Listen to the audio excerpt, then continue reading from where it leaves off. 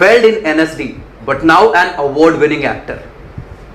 कभी बोलने में हकलाने वाले लेकिन आज दुनिया भर में सबसे अधिक TEDx टॉक्स डिलीवर करने का वर्ल्ड रिकॉर्ड, कभी अंग्रेजी में 1 नंबर लाने वाले लेकिन आज IIM ग्रेजुएट, नसरुद्दीन शाह जी के भतीजे लेकिन फिल्म इंडस्ट्री में अपने दम पर मुकाम पाने वाले। जी हां, हम बात कर रहे हैं एक ऐसी शख्सियत का जिन्होंने अपने दम पे, अपने काबिलियत के बलबूते अपने हर हार को जीत में तब्दील कर दिया। हम बात कर रहे हैं मेजर मोहम्मद अली शाह जी का। नमस्कार, मैं अनुराग डांगी आप सभी का स्वागत करता हूं संवाद भारत के इस एक्सक्लूसिव प्रोग्राम जिद कहानी जिंदगी की में। आज के हमारे गेस्ट हैं मेजर मोहम्मद अली शाह जी। तो चलिए स्वागत करते हैं मेजर मोहम्मद अली शाह सर का। सर बहुत बहुत स्वागत है सर। थैंक यू अनुराग भाई, थैंक यू, शुक्रिया बहुत बहुत। Thanks a lot for joining the show sir. I am really so much happy and I am sure कि ये एपिसोड बहुत ही इंस्पायरिंग होने वाला है। मेरे को बहुत खुशी है आपके साथ, और आपके तो मैंने शोज देखे हैं, आपके टॉक्स देखे हैं यूट्यूब पे, मैं फॉलो भी करता हूँ। और ग्रेट भाई बहुत शानदार, आप बहुत अच्छा काम कर रहे हैं अनुराग भाई। क्या बात है, thank you so much sir, thanks a lot sir. यहाँ पे हम उस सवाल से शुरू करना चाहेंगे जिस सवाल के सबसे बेहतरीन जवाब आप ही दे सकते हैं, क्योंकि आप जो मैं जान पाया हूँ कि आप रील में भी मेजर रहे हैं और रियल में तो मेजर है ही ऑब्वियसली। तो एक हमारे मन में हमेशा से कंफ्यूजन रहा है कि आर्मी के बारे में जो पब्लिक जानती है वो बेसिकली या तो मीडिया से जानती है या तो मूवीज के जरिए जानती है, but I have confusion like कि मूवीज में जो चीज़ें पोर्ट्रे की जाती है, जो चीज़ें दिखाई जाती है, क्या इन रियलिटी भी वैसी ही होती है या कुछ अंतर होता है? भाई ईमानदारी की बात है कि जो फिल्मों में हम देखते हैं फौज के बारे में, हाँ, टोटल बकवास। ओह माय गॉड, मतलब ये जितनी भी फिल्में बन रही है सबकी क्या बात बकवास। Most of them okay are 85 to 95%, I would, if I don't say 100% बकवास। ठीक है, और जहाँ पे सिविल पब्लिक तो ताली बजाएगी देख के, अरे वाह वाह मजा आ गया, वहीं पे हम फौजी लोग हंसेंगे उसको देख के कि भाई ये कर क्या रहा है ऐसा तो होता है फौज में, भाई ये क्या कर रहे हैं। तो और ये लोग रिसर्च करते नहीं है। ओके, ये लोग वर्दी की रिसर्च नहीं करते। हमें सबसे शानदार लगता है, हमें सबसे शान है वर्दी की। ओके, वर्दी पे बिल्कुल इतनी भी रिसर्च नहीं होती। ये दिखाते हैं अलग रेजिमेंट का बैच और अलग रेजिमेंट के यहाँ पे रैंक्स पहन लिए, मतलब इन लोगों ने मजाक बना रखा है ऐसा। मतलब अगर अल्टीमेटली देखा जाए तो they people are trying to draw entertainment only. Okay, इनको मतलब नहीं है। अगर लोग सोचते हैं कि भाई देशभक्ति से, ऐसे जहाँ तक मेरा मानना है, मैंने फिल्म इंडस्ट्री करीब से देखी है और मैंने फौजी की भी रोल करे हैं। बिल्कुल सी बात है भाई। मोस्ट ऑफ देम, मैं बुराई नहीं कर रहा किसी की, मगर हकीकत की बात बता रहा हूँ मैं आपको। मैं खुद इंडस्ट्री से हूँ, एग्जैक्टली मगर मैं आपको एक बहुत ही बैलेंस पर्सपेक्टिव दे रहा हूँ। ठीक है, लोग जहाँ उनको मतलब है अपने कमर्शियलाइज पैसों से, फिल्म हिट हुई फ्लॉप हुई टीआरपी से, एग्जैक्टली। और जो हम जैसे जो फौजी मेरे साथी जो बॉर्डर पे दूर दराज इलाकों में फैमिली से दूर 3-3, 4-4 दिन खाना टाइम पे नहीं मिलता भाई, मगर कोई शिकायत नहीं है, कोई शिकायत नहीं है। कई बार खाना गर्म भी नहीं मिलता, कोई शिकायत नहीं है। ठीक है, हम है वतन के लिए मर मिटेंगे। बिल्कुल सी बात है, ये होती है देशभक्ति। बिल्कुल सी बात, ये होती है देश प्रेम जो हम सब में है। एग्जैक्टली। अब जरूरी नहीं है कि एक फौजी आदमी को ही मतलब एक देश से प्यार हो, हर एक को होता है। बिल्कुल सी बात है, और हर कोई देश सेवा कर रहा है। आप देश सेवा कर रहे हैं, तेज भाई अपनी देश सेवा कर रहे हैं, मैं अपनी देश सेवा कर रहा हूँ, हर कोई। बिल्कुल, साइंटिस्ट, डॉक्टर, इंजीनियर, मैं तो कह रहा हूँ एक म्यूनिसिपैलिटी का आदमी, बिल्कुल सी बात है, वो भी देश सेवा कर रहा है आपकी जगह पे। हर कोई कंट्रीब्यूट कर रहा है कहीं ना कहीं। मगर रही बात आपकी सवाल की कि भाई फिल्मों में जो दिखाते हैं फौज का, बकवास। दैट मीन्स वोट कि अगर आर्मी के बारे में एग्जैक्टली अगर इन रियलिटी कुछ चीज़ें जाननी है तो आप जैसे लोगों को सुने या तो फिर कुछ डॉक्यूमेंट्रीज देखें एग्जैक्टली जो उस चीज़ पे बेस्ट हो। मेरे को एक बात ये समझ में नहीं आती, अगर आपके माध्यम से लोग हमें देख रहे हैं जो फौज की फिल्म बनाने की सोच रहे हैं या बनाएंगे या उनके संपर्क में है, भाई एक असल फौजी को आप लेकर आइए, रिसर्च करने की जरूरत नहीं पड़ेगी, वो रिसर्च होगा। एग्जैक्टली। जैसे कि आप फर्ज करिए, अगर एक फौजी आदमी को एक फौजी का सीन करना है, उसको तो पता है ना बंदूक कैसे पकड़नी है, फायरिंग कैसे करनी है, शिस्ट कैसे लेना है, मूवमेंट कैसे करनी है, क्रॉलिंग कैसे करनी है, हर्डल कैसे पार करना है। एग्जैक्टली, वो माइनर टैक्टिक्स ऑलरेडी वो सीखा हुआ है। एग्जैक्टली। अब एक एक्टर को बताएंगे बंदूक कैसे पकड़नी है, वो उल्टा पकड़ लेगा। बिल्कुल सी बात है। और जो सालों की ट्रेनिंग्स में आप सीखते हो वो कहाँ से, मतलब कुछ पलों की ट्रेनिंग, सालों में रगड़ा पट्टी करके वो ट्रेनिंग मिलती है। आप चंद घंटों में चंद दिनों में अगर सोचते हैं आप सीख जाएंगे ना। एग्जैक्टली तो ये एक अच्छी बात है कि आप बॉलीवुड में हो अब, और बहुत सारी नोन मूवीज, मतलब मैं यहाँ बात करूंगा तो लगभग लोग उन मूवीज को जानते होंगे। जैसे मेरे पास एक लिस्ट है, एजेंट विनोद, उसमें आपने पुलिस इंस्पेक्टर के रोल किए हैं। हैदर में आप आर्मी मेजर के रोल किए हैं। द ग्रेट इंडियन तमाशा में आप एटीएस चीफ का रोल किया है। बजरंगी भाईजान में आप प्रिजन ऑफिसर का रोल किए हैं। यारा जो भी बहुत ही पॉपुलर हुआ आपका वो रोल, उसमें सिख पुलिस ऑफिसर का रोल आपने किया। मैं समझना चाहता हूं कि बेसिकली जितनी भी मूवीज आप कर रहे हो उसमें आपको पुलिस ऑफिसर या फौज इसी तरीके के रोल्स दिए जा रहे हैं, तो ये आप खुद चुनते हो या फिर वो आपके प्रीवियस एक्सपीरियंसेस को देख करके आपको चुनते हैं? नहीं, मैंने नहीं चुना। मैं तो बल्कि मैं चाहता हूँ कि मुश्किल रोल मिले, अलग रोल मिले, ऐसा रोल मिले जो बहुत ही कठिन हो, जो लोग कर नहीं पाते। बिल्कुल बिल्कुल सही बात है। तो जैसे 11 फिल्म में तिग्मांशु धूलिया का रोल था ये, एग्जैक्टली, और उसमें भी था पुलिस वाले का रोल। तो हमने दिमाग लगाया, हमने कहा सर क्या अगर वो सरदार होएगा तो कैसा रहेगा। ओह माय गॉड, मतलब ये आपका इनपुट था वहाँ पे? ये दरअसल एक तरीके से हम दोनों ने एक साथ में बोला, तिग्मांशु धूलिया साहब ने और मैंने, हमें ठीक लगा कि भाई हाँ हुलिया बदल सकते हैं। अब सरदार बनने के लिए भाई देखिए, कोई भी फौजी आदमी, 2 फौजी आदमी या 10 फौजी आदमी एक से नहीं होंगे, मगर इंडस्ट्री ने टाइपकास्ट कर रखा है। फौजी आदमी मतलब यार बड़ी मूछें पहन के कर्नल साहब डंडे के साथ बंदूक लेके बैठे होंगे, ऐसा ना होता है भाई। एग्जैक्टली, इन रियलिटी तो कुछ और ही है। पहला कमांडो मतलब Rambo, Rocky, Sylvester Stallone, Arnold Schwarzenegger, तो उन्होंने वो एक इमेज बना दी है कमांडो की। एग्जैक्टली, कमांडो जो होते हैं वो आम आदमी होते हैं हम जैसे, बिल्कुल, उनकी ट्रेनिंग अलग होती है। एग्जैक्टली, उनका सोचने का तरीका अलग होता है, क्योंकि ट्रेनिंग इस तरीके से हुई है उनकी। बल्कि मैंने पैरा कमांडो का रोल किया है इस फिल्म में। ये वेब सीरीज है अवरोध, ये सोनी लिस्ट पे बहुत पॉपुलर हुई थी। ये साहब ये अब ये कह रहे हैं अरे मैं देखिए अवरोध, ये वाले ये समझ गए। हाँ आपसे बोल रहा हूँ मैं। क्या बात। अच्छा, तो उसमें हमने पैरा कमांडो की भूमिका निभाई है। तो हम बॉर्डर के उस पार जाते हैं सर्जिकल स्ट्राइक्स करने के लिए। तो ऐसा नहीं है कि भाई सारे के सारे बड़े मसलन आम आदमी थे, ट्रेनिंग अलग हुई थी बस। बिल्कुल सही बात। और मैं बल्कि दाग देता हूँ कि अवरोध में कम से कम जो डायरेक्टर थे राज आचार्य साहब, उन्होंने को बुलाया, पूछताछ करी और बोला, पहले तो मैं कंसल्टेंट के तौर पे लिया उन्होंने मेरे को। ओके, मैं कहा कंसल्टेंट तो ठीक है, मेरे को उसमें एक्टिंग करनी है। ग्रेट। तो उन्होंने कहा भाई ऑलरेडी अमित साध और दर्शन कुमार को हमने कास्ट कर लिया है, लेकिन एक रोल निकल सकता है तुम्हारे लिए। तो नायक इरफान खान पठान का रेडियो ऑपरेटर होते हैं जो सर्जिकल स्ट्राइक, वो रोल मेरे को मिला था। ग्रेट। और एक वो मेरे लिए चुनौती थी, कैसे होता हूँ, चैलेंज क्यों था वो। एक ऑफिसर की भूमिका निभाता तो बहुत आसान से निकलता, बिल्कुल सी बात है, क्योंकि हम रह चुके हैं वो हकीकत में। एक जवान की भूमिका निभाना जो मैं नहीं था, ये थोड़ा चैलेंज होगा। नो डाउट करा मैंने।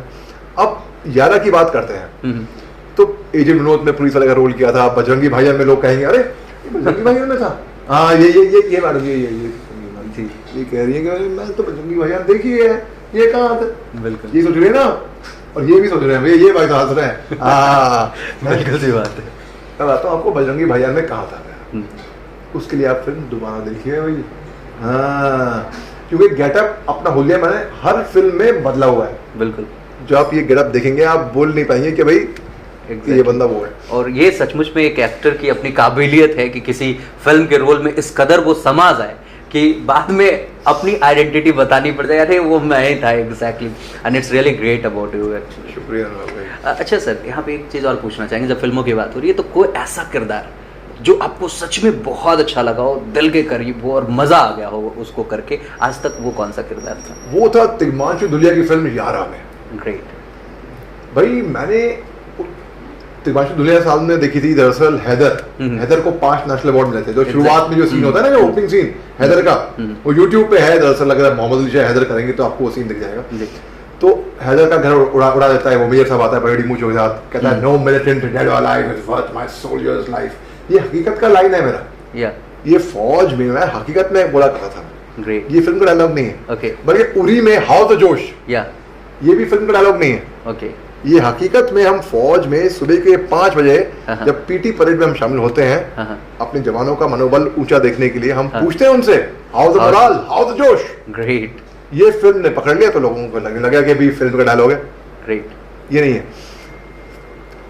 हालांकि मैं जितने भी लोग थे उरी में, शेरशाह में, बड़ा अच्छा काम किया उन्होंने, कोई शिकायत नहीं, मगर ऐसा मेरा मानना है, आप भी मानेंगे, बिल्कुल, अगर असल फौजी होते ना उसमें तो एक अलग लेवल पे जाती है, नो डाउट, अलग लेवल, बिल्कुल सी बात है। लोगों की भावना, इमोशन भी कनेक्ट होते, और एक्टर को भी इतनी मेहनत नहीं करनी पड़ती मेहनत, बिल्कुल, मगर गलत नहीं होता है। सल्यूट का तरीका ये है, ऐसे नहीं, ऐसे सिंपल सी बात। एग्जैक्टली। फिल्मों में हम देखते हैं पुलिस वाला कई बार ऐसे सल्यूट, मैं तो नहीं देखा आज तक किसी पुलिस वाले को ऐसे सल्यूट करते हुए, रियल लाइफ में भी। एग्जैक्टली। मेरे तो हमेशा स्मार्टली देखा है मैंने। No doubt. अब फिल्मों में एक कैरिकेचर बन जाता है। और यदि यारा की बात करें तो यारा में मैंने अपनी दाढ़ी उगाई 2.5 साल। 2.5 साल आपने दाढ़ी उगाई अपनी, ग्रेट। केश उगाए अपने 2.5 साल। वाह। तो मतलब आप समझ सकते हैं 6 मीटर की पगड़ी जो होती है ना, इस दौर पहनते हैं, वो बांधी सीखी मैंने। क्या बात है। तो अपनी पगड़ी मैं खुद बांधा करता था कि कैसे बांधते हैं। और मैं अमृतसर में वक्त गुजारा मैंने अपना 1 महीना मैं गोल्डन टेम्पल में रहा, मैं स्वर्ण मंदिर में, और मैं चेन स्मोकर था। मैं दिन में 2 या 3 पैकेट फूकना तो मेरे लिए बड़ी आम बात थी। आज की तारीख में ये भी बोल रहे हैं, अरे मेरे को भी सिगरेट छोड़नी है तो सुनो फिर, अभी नहीं तो कभी नहीं है, बिल्कुल याद रखो आप। तो मैंने सिगरेट 1 दिन में छोड़ दी भाई। 1 दिन में आपने मतलब डिसीजन लिया एंड दैट्स इट, ग्रेट।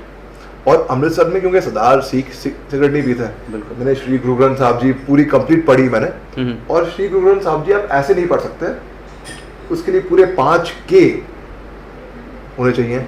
इसके अलावा पगड़ी, दाढ़ी, वो सब होनी चाहिए। तो पूरा वो करके मैं पूरा उसमें उतरा, ग्रेट। और गोल्डन टेम्पल में जैसे कि बोरियां उठाना आटे की, चावल की, दाल की, शक्कर की, वो स्टोर रूम में रखना, कुक हाउस में रखना, सुबह सुबह उठ के 4 बजे की चाय बनाना देग में, उस तरह की खाना परोसना, झूठे बर्तन उठाना, उनको धोना, पूरी सेवा करी वहां पे मैंने रह के, ग्रेट। और क्योंकि मैंने ऐसा माना था कि जब तक मुझे यकीन नहीं आएगा कि मैं अली नहीं जसजीत सिंह हूं, ग्रेट, तो आपको कैसे यकीन आएगा? No doubt, no doubt. आपको भाई कैसे यकीन आएगा? बिल्कुल। और आप लोगों को, खासतौर से आप लोगों की बनाई थी, देखी कि नहीं देखी है? जोर ऊंचा बोलिए।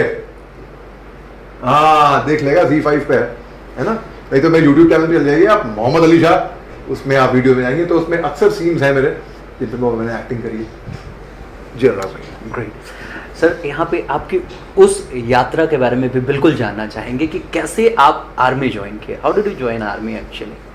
मैं अनुराग भाई, बात ऐसी है कि मेरे फादर फौज में थे। ग्रेट। और मेरा खानदान, बहुत कम लोग जानते हैं ये बात, लेकिन मेरा खानदान पिछले 200 सालों से फौज में खिदमत कर रहा है। वाह, नोरा। तो एक ट्रेडिशन था, अभी भी है, कि भाई हर जनरेशन एक बंदा फौज में जाएगा। बिल्कुल। तो मैं अपने फादर से बहुत प्रभावित था, अभी भी हूँ।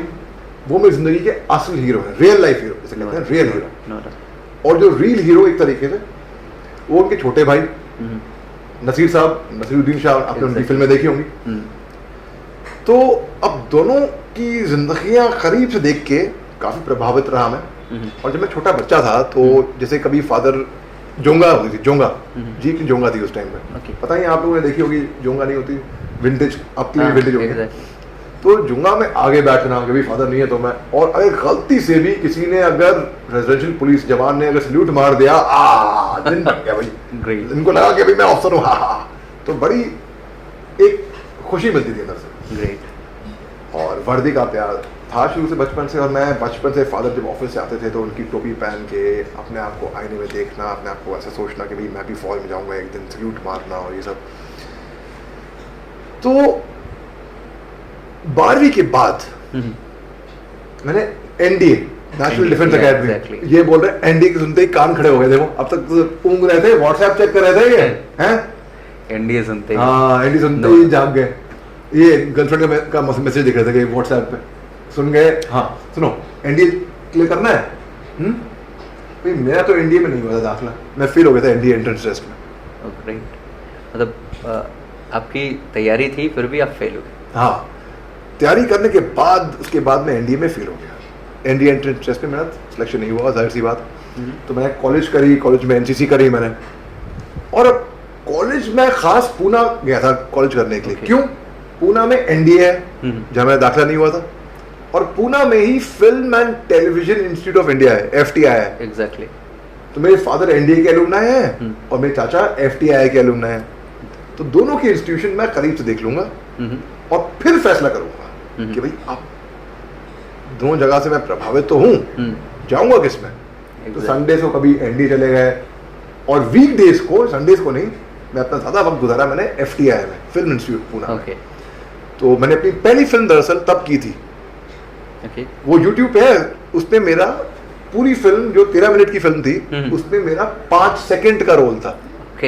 और मेरा ऐसा मानना है अनुराग भाई कि जिंदगी में जितने भी लोग बड़े बने हैं ना, सब ने छोटे से ही शुरू करा। No doubt, exactly. हर बड़ी चीज कहीं ना कहीं छोटे से ही शुरू होती है। बिल्कुल सही बात। जिसको विरासत में मिल गया या पैराड्रॉप होके वो कहीं ना कहीं डगमगा जाता है। No doubt. और जैसे कि मजरू सुल्तानपुरी ने खूब कहा है, मैं तो अकेले ही चला था जानिबे मंजिल, मैं तो अकेले ही चला था जानिबे मंजिल, मगर लोग साथ आते गए और कारवां बनता गया है। नो डाउट, बिल्कुल सही बात। तो अच्छा, मैंने शुरुआत की थी वहां से। तो एफटीआई की फिल्म थी, छोटी फिल्म, सईद मिर्जा डायरेक्ट कर रहे थे। सईद मिर्जा बहुत बड़े डायरेक्टर थे उस टाइम पे, तो बहुत ही। तो मैं उनके पास गया, मैं बोला सर मेरे को आप हमारे कॉलेज में शूटिंग करने आए थे। तो मैं कहा कि आप शूटिंग कर रहे हैं सर, मेरे एक्टिंग करने एक चांस दीजिए प्लीज। तो हंसे खूब। तो बोले भाई पूरा सब कुछ हमने तय कर रखा है यहाँ पे, एक्टिंग एक्टर सब तय है, आपको अगर रोल करना है तो एक भाई अगली चांस, अगली फिल्म बनाएंगे, मैं आपको याद रखूंगा। वैसे अगली बार होता नहीं कुछ भी, जो होता है अभी होता है, आप प्लीज सोचिए सर। क्या बात। तो फिर उन्होंने सोचा, उन्होंने बोला हाँ भाई, एक तुम्हारा जज्बा, तुम्हारी आंखों में जो आग, जो जुनून है, वो देख के मुझे लगता है कि तुम डिजर्विंग हो, तुम हकदार हो, मगर मैं ज्यादा कुछ कर नहीं सकता। एक रोल होगा जहाँ पे हीरो और हीरोइन खड़े होंगे, तुमको पीछे से गुजरना होगा, पीछे से गुजरना होगा, और ये मात्र 3 सेकंड का शॉट होएगा। हाँ। करोगे? हाँ। सर 100% करूंगा। मेरा ऐसा मानना है कि कोई काम छोटा या बड़ा नहीं होता। नो डाउट, नो डाउट, बिल्कुल। काम करने वाला छोटा बड़ा होता है। यस। मैं कहा सर मैं करूंगा। तो फिर मैं रेडी हुआ, शॉट रेडी हुआ, तो फ्रेम सेटअप हुआ। और उस टाइम पे मैं इतना इल्म नहीं था मेरे को इंडस्ट्री के बारे में या क्राफ्ट के बारे में, तो मैं थोड़ा भूखा एक्टर भी था। तो थोड़ा फुटेज खाने के चक्कर में 3 सेकंड का रोल मैं थोड़ा धीरे से गुजरा, तो मैंने 5 सेकंड में अदा किया वो। और फिर मैं गुजरा, तो वो मेरा पहला सीन था। फिर मैं एफटीआई की जो फिल्में थी, बहुत फिल्मों में एक्टिंग करी मैंने, डिप्लोमा फिल्म में, छोटी फिल्म में, बड़ी फिल्म में, उसके बारे में मैं कैमरा एंगल्स के बारे में सीखा मैंने। और जहाँ पे मेरे लिए रोल नहीं था, वहाँ पे पढ़ा लिखा स्पॉट बॉय एक तरीके से कहते हैं कि ट्राइपॉड उठाना, लाइट उठाना, रिफ्लेक्टर उठाना, कैमरा उठाना, एडजस्ट करना, सबको चाय पिलाना या पानी पिलाना सेट पे, असिस्ट करना, वो सब मैंने सीखा वहाँ पे।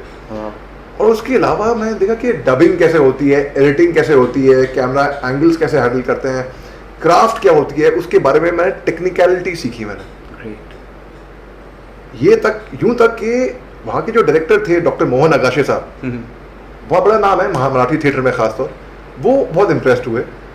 जब मैं पूना छोड़ रहा था, उन्होंने एक सर्टिफिकेट दिया मेरे को, साइंड, स्टैम्प बाय हिम, जो अभी भी रखा हुआ है मेरे पास। उन्होंने कहा भाई तुम्हारा जज्बा, जुनून एफटीआई में जो शांताराम पॉन्ड है, विजडम ट्री है, एफटीआई के हॉस्टल में, उनके मेस में, मैं ज्यादा वक्त एफटीआई में गुजारा बजाय अपने कॉलेज के, हैं। और संडेज को मैं जाता था एनडीए, वहाँ पे कैडेट्स को दिखता था कि भाई छोटे शॉर्ट हेयर, सफेद शर्ट, ग्रे पैंट और टाई पहन के मफ्तीज में, और सारी लड़कियां एनडीए कैडेट्स पे मरती थी। ओह माय गॉड। कॉलेज का टाइम था। ग्रेट। तो हमने कहा भैया फौजी आदमी हो। हाँ, तो हमने कहा भाई अब हुआ यूं, उससे मेरा जो माइंड हुआ ना, ऐसा हुआ दोनों जिंदगियां पसंद आने लगी। तो मुझे लगा भाई एनडीए तो खैर नहीं हुआ मेरा, मैं क्यों ना NSD, national school of drama, जहाँ से नसीरुद्दीन शाह, ओमपुरी, इरफान खान, नवाजुद्दीन सिद्दीकी, बड़े बड़े कलाकार वहाँ के पास आउट हैं। रत्ना पाठक शाह मेरी चाची भी वहाँ से, मेरी कज़न हीबा शाह भी वहाँ से पास आउट है, सुलेखा सीखरी जो मेरी कज़न की जो खाला थी, जिनका हाल ही में देहांत हुआ, इंतकाल हुआ उनका।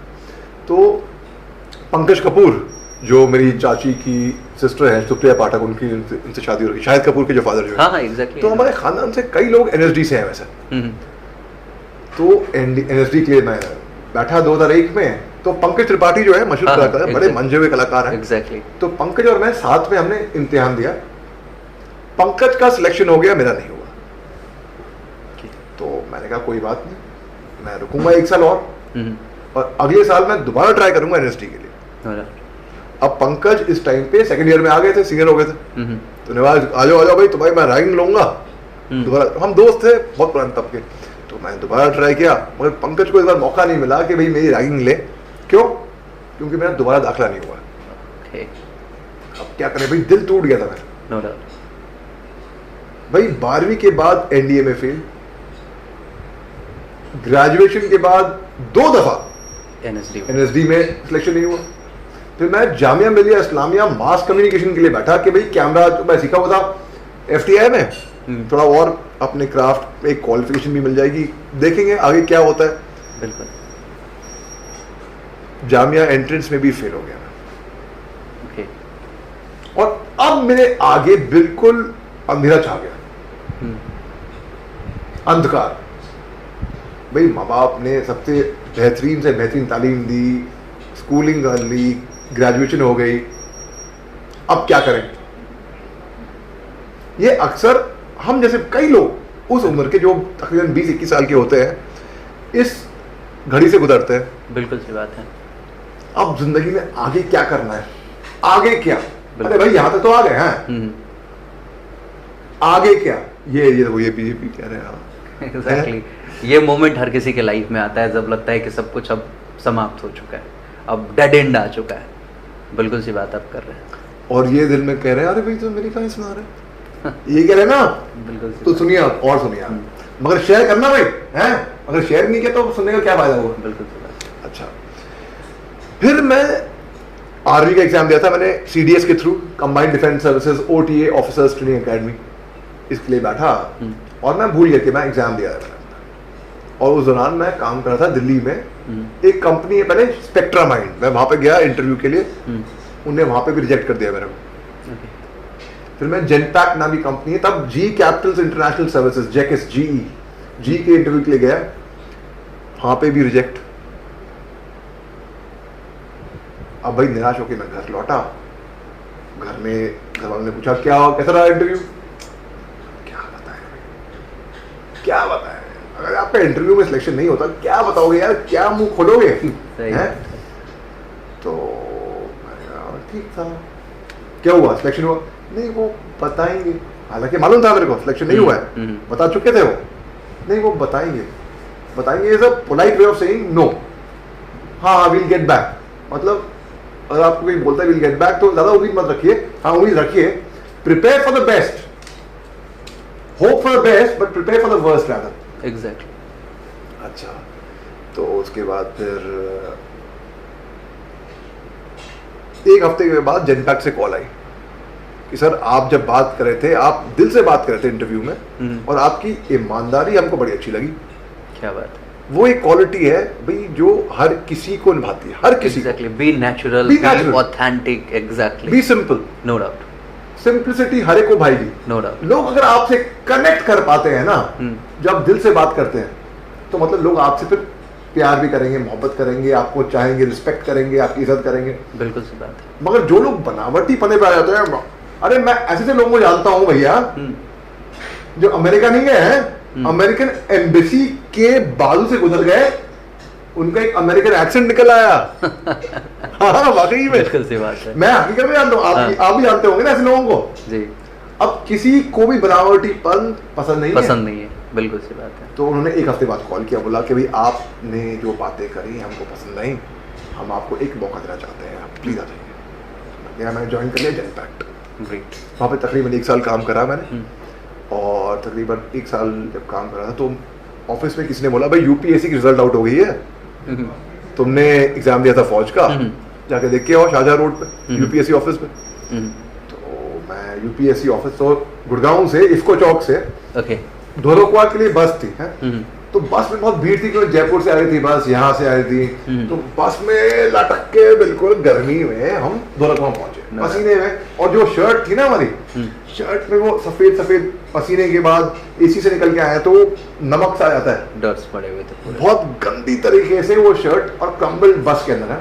दौलतखां से बस पकड़ी मैंने इंडिया गेट के लिए, तो वहां उतरा मैं शाहजहां रोड के ऑफिस के बाहर बिल्कुल, वहां पे मैंने देखा कि बहुत बड़ी भीड़ थी शाहजहां रोड के यूपीएससी के ऑफिस के बाहर। तो मैं दिल दहक रहा था, तो मैं उससे करीब गया, तो मैं भीड़ देखी और उसके बाजू में ऑफिस के यहाँ पे नोटिस बोर्ड था, तो मैं नोटिस बोर्ड पे लोग रिजल्ट देख रहे हैं अपनी और खुश हो रहे हैं, कोई निराश हो रहा है। तो मैं भी गया, तो मैं देखा भाई, मैं देखा मेरा नाम तो उसमें कहीं नहीं था। अरे नाम क्यों नहीं था बताओ, नाम तो किसी का नहीं होता ना, वो रोल नंबर होता है। No doubt. अब रोल नंबर मैं एक पर्ची पे लिख के गया था कि मैं भूल ना जाऊं, तो मैं वो पर्ची और मैच किया कि भाई मेरा नंबर मुझे दिखा तो नहीं मेरा रोल नंबर उसमें। फिर मैं निराश होकर जा रहा था, मैं मुड़ रहा था, तो इतने में मैं कहा भाई एक बार आखिरी बार, कोई पैसे थोड़ा लग रहे हैं देखने में, है बिल्कुल सी बात। तो फिर देख लूं। तो मैंने देखा, मेरा टॉप पे मेरा नंबर था, वो यही नंबर जो मैं लिख के लाया था। Great. अब ये नंबर मेरे को डाउट होने लगे कि ये नंबर मैं असल सच में लिखा है या गलती हुई है नंबर लिखने में, मैं यकीन नहीं आ रहा भाई। अरे तो मैंने मेरे बाजू में थे एक भाई साहब थे, अनुराग करके, नहीं आप एक अलग अनुराग ओके। तो उनसे अभी भी टच में हूँ, हाँ। वो पैरा कमांडोज में चले गए अभी। तो उनसे मैंने पूछा भाई, तब मुझे मालूम था नाम अनुराग है, भाई साहब ये बताएगा ये जो नाम नंबर है ये लोग फेल हुए हैं कि पास हुए हैं? तो हंसने लग गया, कह रहा यार तुम भी यार कमाल का अच्छा मजाक कर लेते हो हैं, ये लोग तो पास हुए हैं ना, इसलिए फेलियर का नाम क्यों रखेंगे इसमें? मैं नहीं ये लोग फेल हुए। जैसे ही मैं बोला ये लोग फेल हुए हैं, तो मेरे आजू बाजू लोग जो खुश हो रहे थे वो भाई ऑलमोस्ट मेरे को पीटने के लिए आ गए ऑब्वियसली। तो मैं, आप इतने दावे से क्यों कह सकते हैं ये लोग फेल हुए? हाँ भाई मेरा नंबर है ना इस पे, मुझे सबसे टॉप पे। हाँ तो मुबारक हो, आप पास हुए हैं ना, इसलिए। पास कैसे हो गया भाई? जिस शख्स को, जिस बंदे को आदत पड़ी हुई थी घड़ी घड़ी बार बार फेल होने की, वो पास कैसे हो गया भैया? ग्रेट। तो मैं, मेरी खुशी फूले ना समाई, मैं दौड़ता हुआ गया बिल्कुल, मतलब अब दौड़ के इतनी भी तसल्ली नहीं थी, सब्र नहीं था कि मैं गेट से बाहर निकलूं है। तो दीवार थी, दीवार के ऊपर वो तार होते हैं ना, तार और कांच शीशा, वो भी लगा हुआ था। मैंने झेल लिया, मैं फांद गया दीवार को, और वहां पे संतरी सीटी मारा। मैं दौड़ता हुआ गया, पीले रंग के एसटीडी बूथ होते थे, हाँ। वो आजकल दिखने को बंद होंगे क्योंकि आप मोबाइल आ गए सबके पास। बिल्कुल सी बात। तो एसटीडी, आईएसडी, पीसी और जेरोक्स, पीले रंग का बूथ। तो मैंने कहा दिख गया, दूर दिखा, और तेज भागा उसकी तरफ है, और लंबी लाइन थी। भाई साहब प्लीज एक मिनट प्लीज, रिक्वेस्ट करके मैं आगे तक पहुंचा। घर पे फोन लगाया, मदर ने उठाया फोन, मदर को बोला मैं लेफ्टिनेंट मोहम्मद अली शाह बोल रहा हूँ। ओह माय गॉड, ये तो बात कर रहे हो पूरे शरीर में सेंसेशन एकदम रोमांचित करने वाला पल, बिल्कुल अमेजिंग भाई। लेफ्टिनेंट मेरे लिए ऐसी रैंक थी कि किसी जनरल या किसी राष्ट्रपति से कम नहीं थी। क्या बात है, नो डाउट। लेफ्टिनेंट मतलब दुनिया जहां आपने कब्जे में, आपके काबू में हो गया है, आपके कंधे पे 2 स्टार लग गए हैं, जो कि आसमान में 1 मिलियन से ज्यादा स्टार है, बिल्कुल उनकी वैल्यू। तो मेरे को इतनी खुशी हुई है, मैं मतलब समझी नहीं। मैंने, हाँ मेरा रिजल्ट आ गया और मैंने यूपीएससी का एग्जाम क्लियर कर दिया, सीडीएस ओटीए में मेरा दाखिला हो रहा है, मेरे को अभी एसएसबी के लिए जाना है, 4 दिन का इंटरव्यू था एसएसबी। अब सिलेक्शन सेंटर थे उस टाइम पे भोपाल, बैंगलोर, इलाहाबाद है। कहते हैं इलाहाबाद रिजेक्शन सेंटर है, ऐसा कहा जाता है, मैं नहीं जानता, मगर ऐसा कहते हैं कि अमिताभ बच्चन साहब का सिलेक्शन नहीं हुआ था इलाहाबाद से, ऐसा कहा जाता, हमको वहां पे हमें बताया गया था। मनोबल ऊंचा करने के लिए कहा, क्या मैं नहीं जानता, कि जो लोग जिनका नहीं हुआ है वो निराश ना हो, दोबारा फिर ट्राई कर सकते हो, और अगर फिर नहीं हुआ आप बेफिक्र रहिए, कुछ ना कुछ आपके लिए अच्छा ही लिखा है। अब इलाहाबाद आ गया, भैया ये तो रिजेक्शन सेंटर है, अब क्या होएगा? खैर मैं 4 दिन के इंटरव्यू के लिए सर्विसेज सिलेक्शन बोर्ड जिसको कहते हैं उसको पहुंच गया इलाहाबाद। हर रोज लोग स्क्रीन आउट हो रहे थे, जैसे कि कोरोना वायरस किसका नंबर अब अगला आने वाला है, भैया कौन टपकने वाला है, कितने लोग बाहर जाने वाले हैं। तो वो माहौल वहां पे बहुत टेंशन वाला था, प्रेशर में थे हम लोग।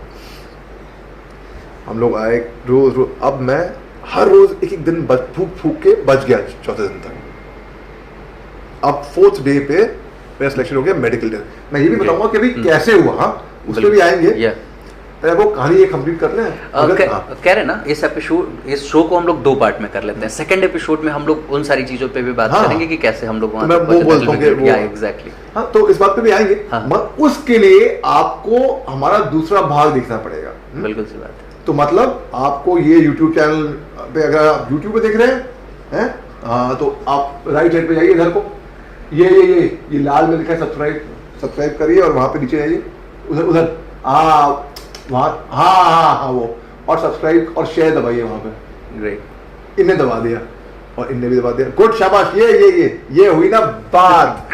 अगर आपको जानना है कि भाई SSB हमारी कैसे क्लियर हुई, एग्जैक्टली क्या क्या पूछा गया, क्या क्या हुआ, तो आपको वो दिखना पड़ेगा। बिल्कुल सही। खैर, अब क्या हुआ भाई साहब, चौथे दिन तक मैं पहुंच गया वहां तक। फिर मेडिकल टेस्ट हुआ। अब मेडिकल के लिए पहुंच गए खुशी खुशी, जिनका सिलेक्शन हो रहा है ठीक है, और एक प्लस साइन हमारे चेस्ट नंबर पे डाल दिया गया, मतलब आप क्लियर हो गए। अब आपको मेडिकल देना है। अब मेडिकल टेस्ट के टाइम पे मेरे को अपने डॉक्यूमेंट पे एक ठप्पा मार दिया गया। और उस ठप्पे पे क्या लिखा था? Reject medical.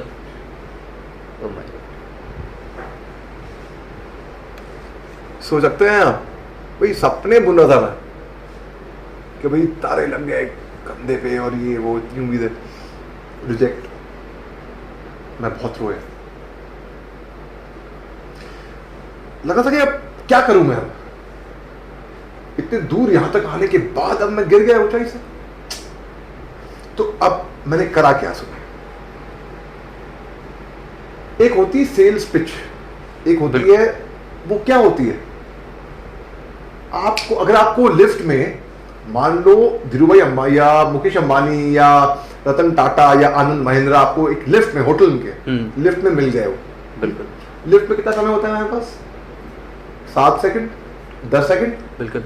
अगर वो मिल गया आपको लिफ्ट में, आप उनसे क्या बोलोगे ऐसा कि वो आकर्षित हो जाए आपकी तरफ?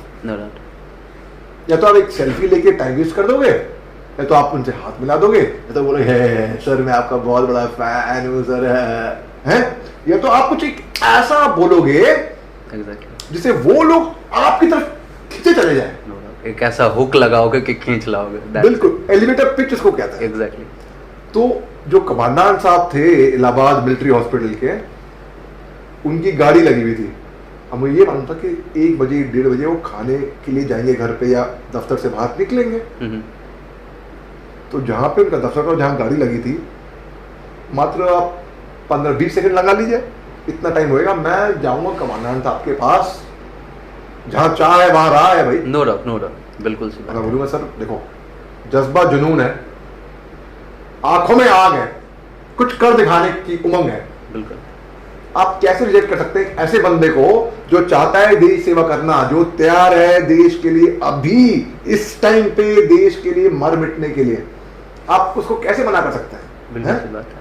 तो कमांडेंट साहब अपनी वर्दी में लाल इसमें और लाल कलर डॉग से और अपने रैंक्स में अपनी वर्दी में बाहर निकले। तो मैं उनको गया, जैन सर, मैं सिविलियन था लेकिन तरीके फौजी के आते थे।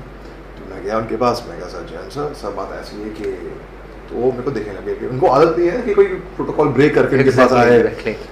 तो मैं सर बात ऐसी है, मैं SSB क्लियर करके यहाँ तक आया हूँ और मेरे इस पर रिजेक्शन का वो लग गया है, मेरे को फौज में ही आना है, फौज के अलावा मेरे को और कुछ दिखता ही नहीं है इस टाइम पे। तो उन्हें मैं डॉक्यूमेंट देखे, अंदर लाओ देखो, हाँ ये तो टेम्पररी रिजेक्शन है, टेम्पररी मतलब कि टाइम बीइंग के लिए। अगर आप एक, आपके नाक में, मैं बॉक्सर हूँ, मेरे फादर नेशनल बॉक्सर थे। ग्रेट। हाँ, उन्हें मेरा नाम तभी रखा Muhammad Ali. Oh my god. और अगर आप देखें नाक टेढ़ी है, तो मैं बहुतों की नाक तोड़ी हुई है बॉक्सिंग में, और कर्मा होता है ना, वो घूम फिर के आपके पास आता है ये। तो मेरी भी नाक टूट गई थी बॉक्सिंग में। तो उन्होंने कहा भाई नाक की हड्डी टेढ़ी है, अगर आप इसको ऑपरेशन कराएंगे और फिर आप क्लियरेंस कराएंगे तो शायद अगर आपका ऑपरेशन सक्सेसफुल हुआ तो आपको हम रख लेंगे। अब मैं खुश हो गया कि भाई चलो रिजेक्शन था लेकिन टेम्पररी था। एग्जैक्टली। तो मैंने ऑपरेशन कराया हैदराबाद के मिलिट्री हॉस्पिटल से, सिकंदराबाद से। मेरे फादर वहाँ पे पोस्टेड थे उस टाइम पे। फिर वहाँ से बहुत ही दर्दनाक ऑपरेशन था भाई, और नाक जो है इतनी मोटी सूज गई थी। रात को खून पस तरह तरह के मतलब स्टिचेस टाके लगे हुए थे, आप मुंह नहीं खोल पा रहे थे, इतनी दिक्कत थी है। लेकिन मैंने कहा भाई नहीं, no pain no gain. No doubt. अब ऑपरेशन के बाद मैंने रीअपील की पूना कमांड हॉस्पिटल, वहाँ पे गया री अपील मेडिकल बोर्ड के लिए पूना गया। तो वहाँ पे मैंने डॉक्यूमेंट देखा, टेस्ट लिया, उन्होंने बोला भाई मुबारक हो, आपका सिलेक्शन हो गया है, ग्रेट, आप फिट हैं। वाह। भाई मैं आपको क्या बताऊं, अभी अकेडमी पहुंचे नहीं है, अकेडमी के टेस्ट पास नहीं करे हैं, पास आउट नहीं हुए हैं, लेकिन उमंगे सपने अपने आप को ऑलरेडी इमेजिन कर रहे हैं भाई, चौड़ा होके चल रहे हैं। हाँ, मैं लेफ्टिनेंट बन गया हूँ। लेफ्टिनेंट फौज की असल में ऑफिसर्स में सबसे जूनियर रैंक है, लेकिन लेफ्टिनेंट मिल लिया भाई, जहाँ काबू में आप लेफ्टिनेंट साहब है। बिल्कुल। अच्छा, सिलेक्शन तो हो गया। अब हम पहुंचे भैया OT officers training academy Chennai. कोई लंबे बाल लेके आया है, तो कोई गिटार लेके आया है, तो कोई सोच रहा है हम अफसरान हिंद बन गए, हम ये बन गए, वो बन गए, फन्ने खा बन गए, तोप चीज बन गए। वहां पहुंच गए, हमको लाइनअप कराया, एडजुटेंट साहब मिलने आए। मैंने बोला डू यू लव योर है, बालों से प्यार है? Yes sir. You know I love my hair when I come to the academy. कल सुबह को 5 बजे बाबर आएगा और आपके बाल काटेगा। और हमको ये बता दिया गया हमारे सीनियरों ने कि एक पुलअप बार था हमारे बैरक्स के बाहर, उस पुलअप बार पे भाई लटकने की, उल्टा लटकने की प्रैक्टिस कर लो, क्योंकि सुबह को बाबर आएगा और आपको उल्टा लटका दिया जाएगा उसके ऊपर। और जिनके लंबे वाले ना, जो पोनीटेल वाले चूंटी बना के जो आए हैं, गार्डन सीजर नहीं होती, वो गार्डन वो बगीचे में काम करते हैं माली साहब, तो गार्डन सीजर से आपके बाल उससे काटे जाएंगे। हम घबरा रहे हैं भैया, उल्टा लटकना नहीं आता भैया। रात भर हम सोए नहीं, रात भर हमने प्रैक्टिस करी उल्टा लटकने की। अब सुबह 5 बजे का टाइम आ गया, अब लाइन लग गई, नहीं पहले आप नहीं आपके पीछे मैं, आपके पीछे मैं, वो नहीं होते लाइन, इसके बाद तो वो शुरू हो गई। उसके बाद देखा हमने 5 बजे करेक्ट एक ऐसा आदमी इतनी लंबी कैंची लेकर आया, उसको देख के हम घबरा रहे। वो दरअसल लाइन नहीं था, वो था कौन, गार्डनर माली। तो वो अपनी हेज वेज काटा, फिर वो बाबर आए, बाबर ने बाबर शॉप खोली, वहाँ पर आईने लगे हुए थे, बाबर सीट थी, सब कुछ ऑफिसर लाइक फैशन में, बड़े अच्छे अंदाज में हमको बिठाया गया। और बोला कि अच्छे बाल काटे हमारे, कोई ऐसी वो नहीं कि उल्टा लटका दिया जाएगा, ये वो आप कहानियां हमें डराने के लिए, वो सीनियर अक्सर वो कहानियां बोल जाते हैं ना भाई। एग्जैक्टली। अच्छा, फिर सबके सब छोटे बाल क्रू कट, जैसे यूएस मरीज के आपने देखे होंगे ना, यूएस मरीज छोटे बाल क्लोज टॉप वैसे। अब सबके सब एक से हुलिया की तरह से सब एक से ही दिख रहे थे। आप पहचान नहीं पाएंगे भाई अनुराग कौन है, अली कौन है, नितीश कौन है, आप ये पहचान नहीं पाएंगे हैं। अच्छा, तो हम दौड़ के जा रहे थे। उसके बाद तीन जैसे एनसीसी में, ये इन्होंने एनसीसी करी है और ये मैं ये हाँ की है एनसीसी, हाँ बोल रहे हैं देखो। बिल्कुल, तो बिल्कुल वैसे ही है, कट में थोड़ा और छोटा जैसे आपका है, हाँ तकरीबन इतना ही। तो हम 3-3 की फॉर्मेशन में हम अपने बैरेज की तरफ दौड़ के जाने लगे। तब भैया एक बहुत ही सीनियर ऑफिसर थे, जिनकी एक बहुत ही खरी भाई सीक्रेट बात है, घर से बोलो ना इंटरव्यू के लिए, सुनना घर में जूते पड़ेंगे, ठीक है, करीब आओ, आ जाओ, शर्माओ मत, अपने सोचो अपने घर में बैठे हो यार। एक सीनियर ऑफिसर थे जिनकी बहुत ही खूबसूरत बेटी थी।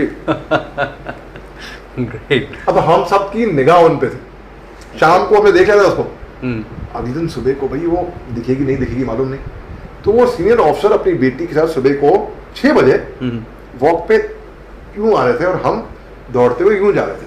क्रिस क्रॉस हुए ना, तो हम में से एक नटखट कैडेट था, उसने बोला guys the beauty and the beast. भैया आप समझ सकते हैं फिर क्या हुआ होगा। जो सीनियर ऑफिसर थे उन्हें बोला come all of you, come back, you jokers, ready, clowns, go on your hands for push-ups, go on your knuckles, come on। तो knuckles पे आ गए पुशअप मारने के लिए। उसके बाद वो खड़े हो गए, 1 घंटा की रगड़ा परेड हुई, प्रॉपर टाइप पसीना छूट गया हमारे तो। और चेन्नई में आप समझ सकते हो, पहले मद्रास के नाम से जाना जाता, आप समझ सकते हैं इतनी गर्मी होती है कि exactly. आप पुशअप करने जाए ना तो आप ये खाल भी चमड़ी सड़क पे आ जाएगी। जब खड़े होंगे आप देखेंगे यूं मार्क, इसको तभी कहते हैं खाल उधड़ना। ठीक है भाई, ये हमारा डॉगी है, वो इसने तो देखा नहीं है लेकिन वो भी देख रहा है हमको यूं करके। अच्छा, फिर हुआ यूं, फिर वो खड़े हुए हमारे आगे, अपने हाथ कमर पे डाल के बोलते हैं come on up, which of you dare to call my daughter a beast. मैंने कहा calling his daughter a beast, तो बीस्ट उनको कहा था। तो खैर वो खड़े हो और फिर हाथ झाड़, और हाथ झाड़ने की भी तरतीब है फौज में। ट्रेनिंग के टाइम पे अगर हाथ भी झाड़ने हैं उसकी भी तरतीब है भैया। ये नहीं कि आप खड़े होकर मेले में हाथ झाड़ ले, हाथ झाड़, हाथ झाड़। बैठने की तरतीब है, खड़े होने की तरतीब है। बैठेंगे बैठो तो बैठने की तरतीब है, खड़े होंगे खड़ा हो तो खड़े, हर चीज तरतीब से होती है फौज में। ग्रेट। आपको ये बात मालूम है, इस कोरोना काल में जहाँ पे कई लोग ऑनलाइन आ गए थे एकेडमी, मैं विजिटिंग फैकल्टी हूँ विस्लिंग वुड इंटरनेशनल सवाजिया का फिल्म स्कूल है। तो जो जितने भी बच्चे हैं जो एक्टर बना जाते हैं, जो एक्टिंग स्टूडेंट, उनको मैं ट्रेनिंग देता हूँ वहाँ पे। हमारी भी क्लासेस ऑनलाइन हुई हैं। NDA national defence academy, IMA Indian military academy, OTA officers training academy, air force academy और नेवल अकेडमी, और भी अकेडमी होंगी मैं नहीं जानता, मैं होंगी ये, जिनकी कोरोना वायरस के टाइम पे, पैंडेमिक में, कोरोना काल में ऑनलाइन सेशन नहीं चले, रियल ट्रेनिंग चली है ऑन ग्राउंड, हकीकत की। और जिस तरीके का रूटीन था उसी तरीके का रूटीन इन्होंने किया है। इससे साफ साबित होता है कि अगर हमारे पे डिसिप्लिन है, अगर हम अगर हमें अनुशासन है तो हम कुछ भी कर सकते हैं भाई। बिल्कुल सी बात है ना भाई। ये देखो, ये आ गए हमारे एक और गेस्ट। यो कैस्पर, गो गो सिट डाउन सिट। ये कैस्पर है। नहीं कोई नहीं। ये कह रहे हैं, अरे ये दिल में कह रहे हैं हमारे पास भी एक कैसे ही है घर पे। ग्रेट। ये कह रहे हैं ना, हाँ सिट डाउन सिट। बस बदमाश है यार। खैर, अच्छा, फिर अकेडमी की ट्रेनिंग के दौरान ऐसा था, मेरे फादर जब जनरल साहब फौज में, उन्होंने मेरे को फौज में ऐसे पहले ट्रेनिंग के पहले पूरी ट्रेनिंग दे रखी थी, फिजिकल ट्रेनिंग, ड्रिल, एक्सरसाइजिंग, सब कुछ सीख साख के मैं वहां पे आया था। कोई फ्रेम में तो आ रहा है कैसे? अगर आ भी रहे तो कोई बात नहीं। हाँ, नहीं बिल्कुल। क्योंकि इनको हमारे ये मेहमान है आज, ये भी मेहमान है। और आर्मी के जो डॉग होते हैं ना, स्निपर डॉग्स, पुलिस में भी अक्सर आपने एयरपोर्ट स्टेशन पे देखा होगा, ऐसे ही होते हैं ना देखने में। ये सुनने में बड़े तेज होते हैं, छात्र होते हैं, और बहुत ही प्यारे होते हैं। बिल्कुल सी बात। Good boy. अच्छा, फिर क्या हुआ कि एक टेस्ट ऐसा था, हालांकि मैं हर एक टेस्ट में हर जगह पे सुपर एक्सीलेंट में पास था, हर टेस्ट में, पर एक टेस्ट ऐसा था जिसमें मैं पहले अटेम्प्ट में फेल, ओके, दूसरे अटेम्प्ट में फेल, तीसरे अटेम्प्ट में फेल, फिर मिड टर्म ब्रेक हुई, सारे कैडेट्स घर गए अपने। और जब सारे कैडेट्स घर जा रहे होते हैं ना, और मेरे को अनुमति, इजाजत, परमिशन नहीं मिली घर जाने की, आप उनको देख रहे होते हैं, अरे ये लोग घर जा रहे हैं अपना बिस्तर बोरी बांध के, सूटकेस बांध के, रक्सैक लेके, पिट्ठू झूला लेके, और आप नहीं जा पा रहे हैं। देखने क्या गुजरती है, वैसे कठोर गंभीर ट्रेनिंग हो रही है और आप घर नहीं जा पा रहे हैं, बाकी लोग घर जा रहे हैं। अब अकेडमी रीओपन हुई मिड टर्म ब्रेक के बाद, मैं घर नहीं गया, और सारे कैडेट्स जो हैं वो खुश मिजाज वापस आए हैं। अरे हाउ वाज योर ब्रेक, तुम कैसे हो भाई, ये give me high five, high 10, गले मिल रहे, और हम अकेडमी में ही हैं। क्यों भाई? वो टेस्ट पास नहीं किया था ना, तो उसकी तैयारी कर रहे थे हम। तैयारी करने के बाद जब चौथा अटेम्प्ट हुआ, क्या हुआ होगा उसमें, लिख लिए, कमेंट पे लिख लिए आप यहां पे हैं भाई, उस पे भी फेल हो गए। फिर पांचवें अटेम्प्ट में फेल, अब आखिरी अटेम्प्ट बचा है, छठा अटेम्प्ट, उसमें भी फेल। फिर मेरे को पेश कर दिया गया, जो कमांडेंट साहब थे एकेडमी के, जनरल साहब थे, अवस्थी साहब, जनरल अवस्थी साहब के सामने, मार्च अप इसको कहते हैं। अच्छा, एक और इत्तेफाकी बात यह है कि उस मार्चअप से कुछ चंद एक दिन पहले मेरे को अकेडमी में उन्हीं के हाथों एक पुरस्कार मिला था डिबेटिंग के लिए। वही लड़का जो बचपन में बोल नहीं पाता था, तुतलाता था, हकलाता था, अब अकेडमी में उनको प्राइज मिला था।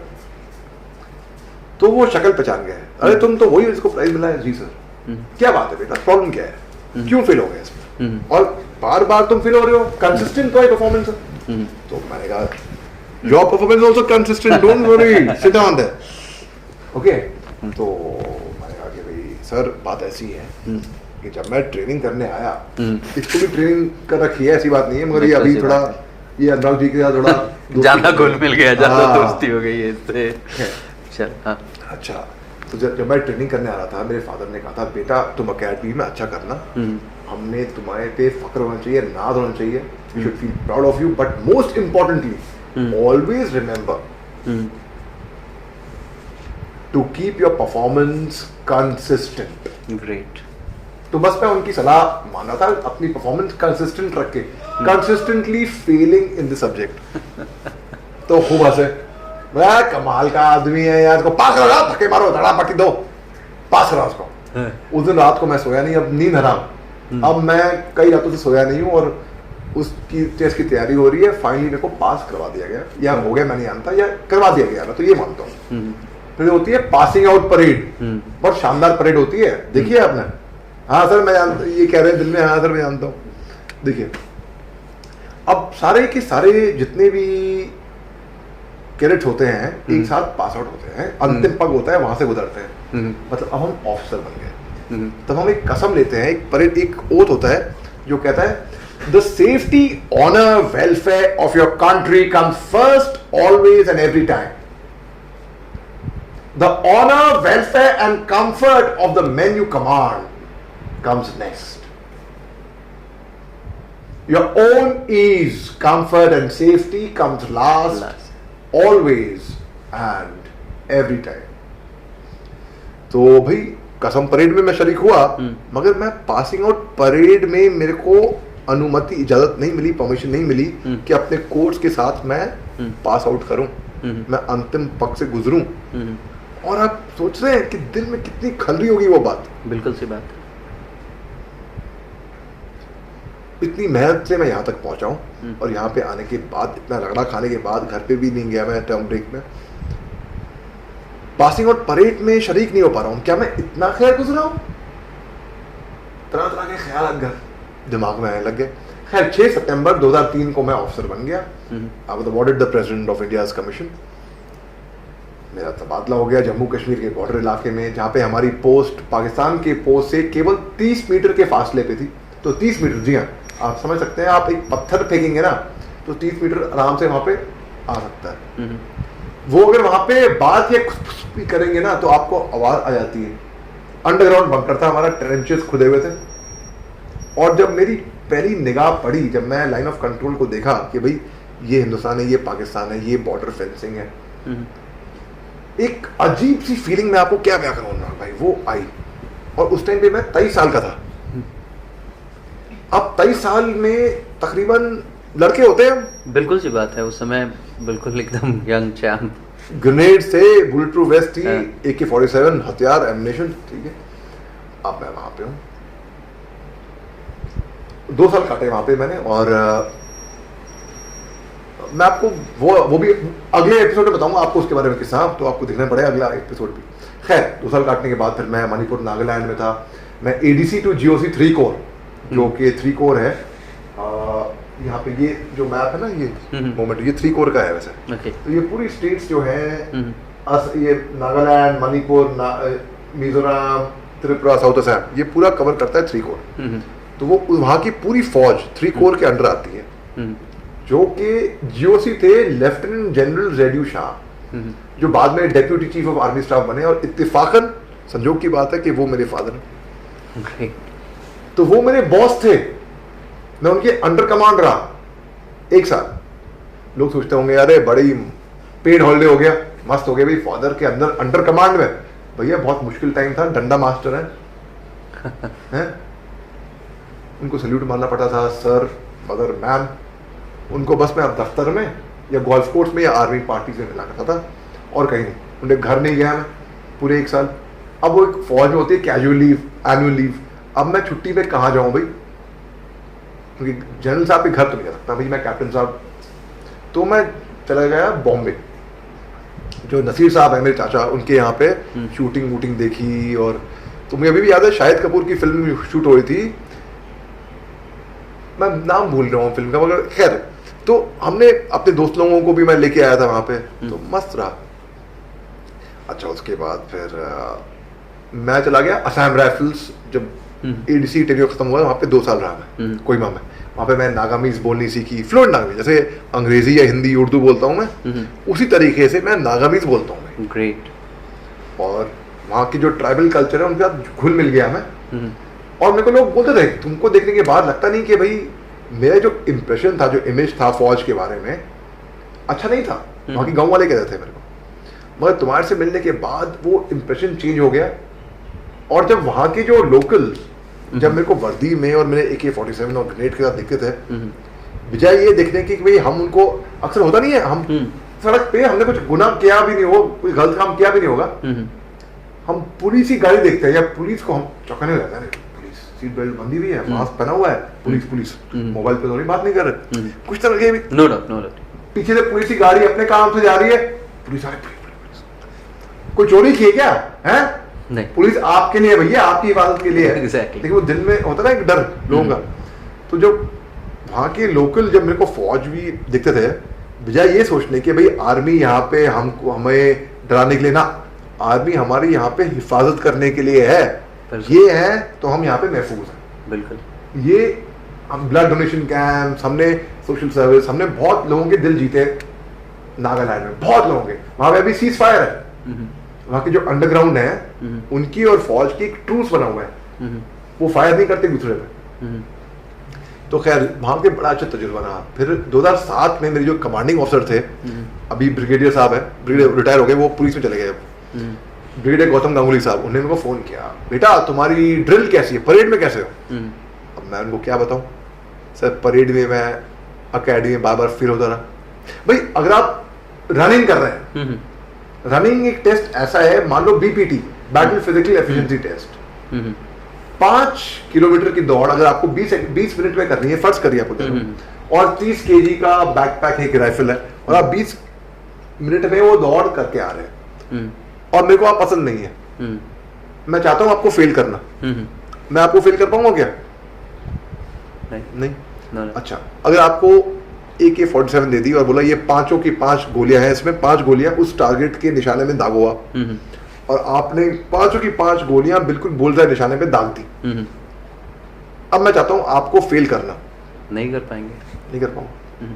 लेकिन अगर एक सब्जेक्टिव टेस्ट हुआ, ऑब्जेक्टिव नहीं कि मार्चिंग, जिसमें मेरे को आप जज करना है, भाई 10 कदम 14 कदम मार्चिंग करते हो, लेफ्ट राइट लेफ्ट, और उसमें अगर मैं चाहता हूं आपको फेल कर सकता हूं बार बार, है ना?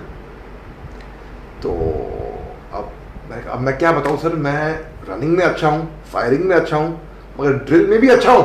NCC करके आया था मैं मिलिट्री स्कूल से आया था, बोर्डिंग स्कूल था ये। लेकिन एकेडमी में बार बार मैं इस टेस्ट में मेरे को फेल कर दिया गया, मैंने पासिंग आउट परेड भी नहीं करी। भाई मैं तुम्हारा सिलेक्शन हो रहा है रिपब्लिक डे परेड का, कंटिजेंट कमांडर, तुम 6 फुट लंबे हो, तुम्हारा पेट भी बाहर नहीं है, तुम्हारी आवाज भी बुलंद आवाज है जब तुम कमांड करते हो, तो मैं तुमको सिलेक्शन के लिए भेज रहा हूँ। ठीक है, जब सिलेक्शन के लिए गया तो मैं देखा कि कम से कम 20-25 ऑफिसर एक से एक शानदार, लंबे चौड़े, हट्टे कट्टे, कोई किसी से कम नहीं है, एक लाइन में खड़े हुए थे। अब उनको देख के मैं थोड़ा घबरा सा गया कि भाई इनके आगे तो मेरा कोई नंबर नहीं। अब भाई साहब 25 में से 10 में से 5 और 5 में से 3, और मेरा नंबर आ गया 3 ऑप्शन में, 3 ऑप्शंस में आप सेलेक्ट हो गए हो। अब उसमें से 2 आए थे दिल्ली अनुराग भाई, ओके, एक परेड कमांडर और एक एडम ऑफिसर जो कि बाकी काम देखेगा, और मेरा सिलेक्शन हुआ as an adm officer, not as parade commander. Okay, captain Sood साहब थे हमारे, उनका सिलेक्शन हुआ परेड कमांडर का। अब हुआ ऐसा कि हम दिल्ली आने ही वाले थे कि कैप्टन सूद साहब की एक ऐसी इमरजेंसी आई कि वो हमारे साथ दिल्ली नहीं आ सके एज परेड कमांडर। तो जाहिर सी बात है नेक्स्ट इन लाइन मैं था, तो मैं as parade commander step in हो गया। और एक कैप्टन सैंडलिया साहब थे जो नंबर 3 पे थे, वो अब नंबर 2 पे आ गए एडम ऑफिसर। अब हम दिल्ली आ गए। दिल्ली तो आ गए भैया। अब सुबह रोज 4 बजे आर्मी परेड ग्राउंड में, दिल्ली जाड़े की ठंड थी, खून जमा देने वाली ठंड बिल्कुल, हम लोग वहां पे अपना प्रैक्टिस करते थे। गला बैठा था, वर्ड ऑफ कमांड चला चला के। इंडिया गेट पे बाद में प्रैक्टिस करनी हमने शुरू करी वहां पे। अब भाई जोश तो कूट कूट के भरा हुआ है।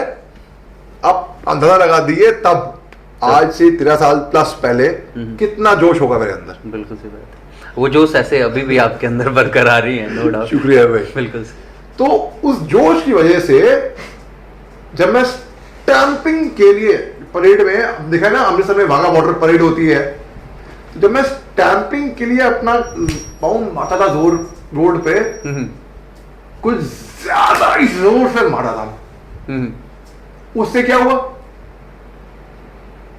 उससे मेरे दोनों पाँव में स्ट्रेस फ्रैक्चर आ गए। ये 2008 की बात कर रहे हो आप, जब आप एग्जैक्टली मैंने सुना था कहीं कि आपके दोनों पैर फ्रैक्चर्ड थे और उसके बाद भी आप परेड में शामिल हुए, ये उसी की बात? यस, अबे आप तो भैया रिसर्च करके आए हो पूरी, अनुराग भाई मानना पड़ेगा। यस, तो मेरे दोनों पाँव में फ्रैक्चर था। और मगर मैंने, अब ये था कि भाई एक दिन परेड के टाइम पे मेरे कान में आवाज आई और दोनों पाँव में बहुत गंदा वाला दर्द होने लग गया और गाल लाल, और जैसे कि बुखार चढ़ता नहीं है वैसा। और मैं खड़ा, मैं गिर पड़ा। तो मेरे को स्ट्रेचर से ले गए मिलिट्री हॉस्पिटल। गुड बॉय, अब मैं ठीक हूँ। तब की बात है, ठीक है। तो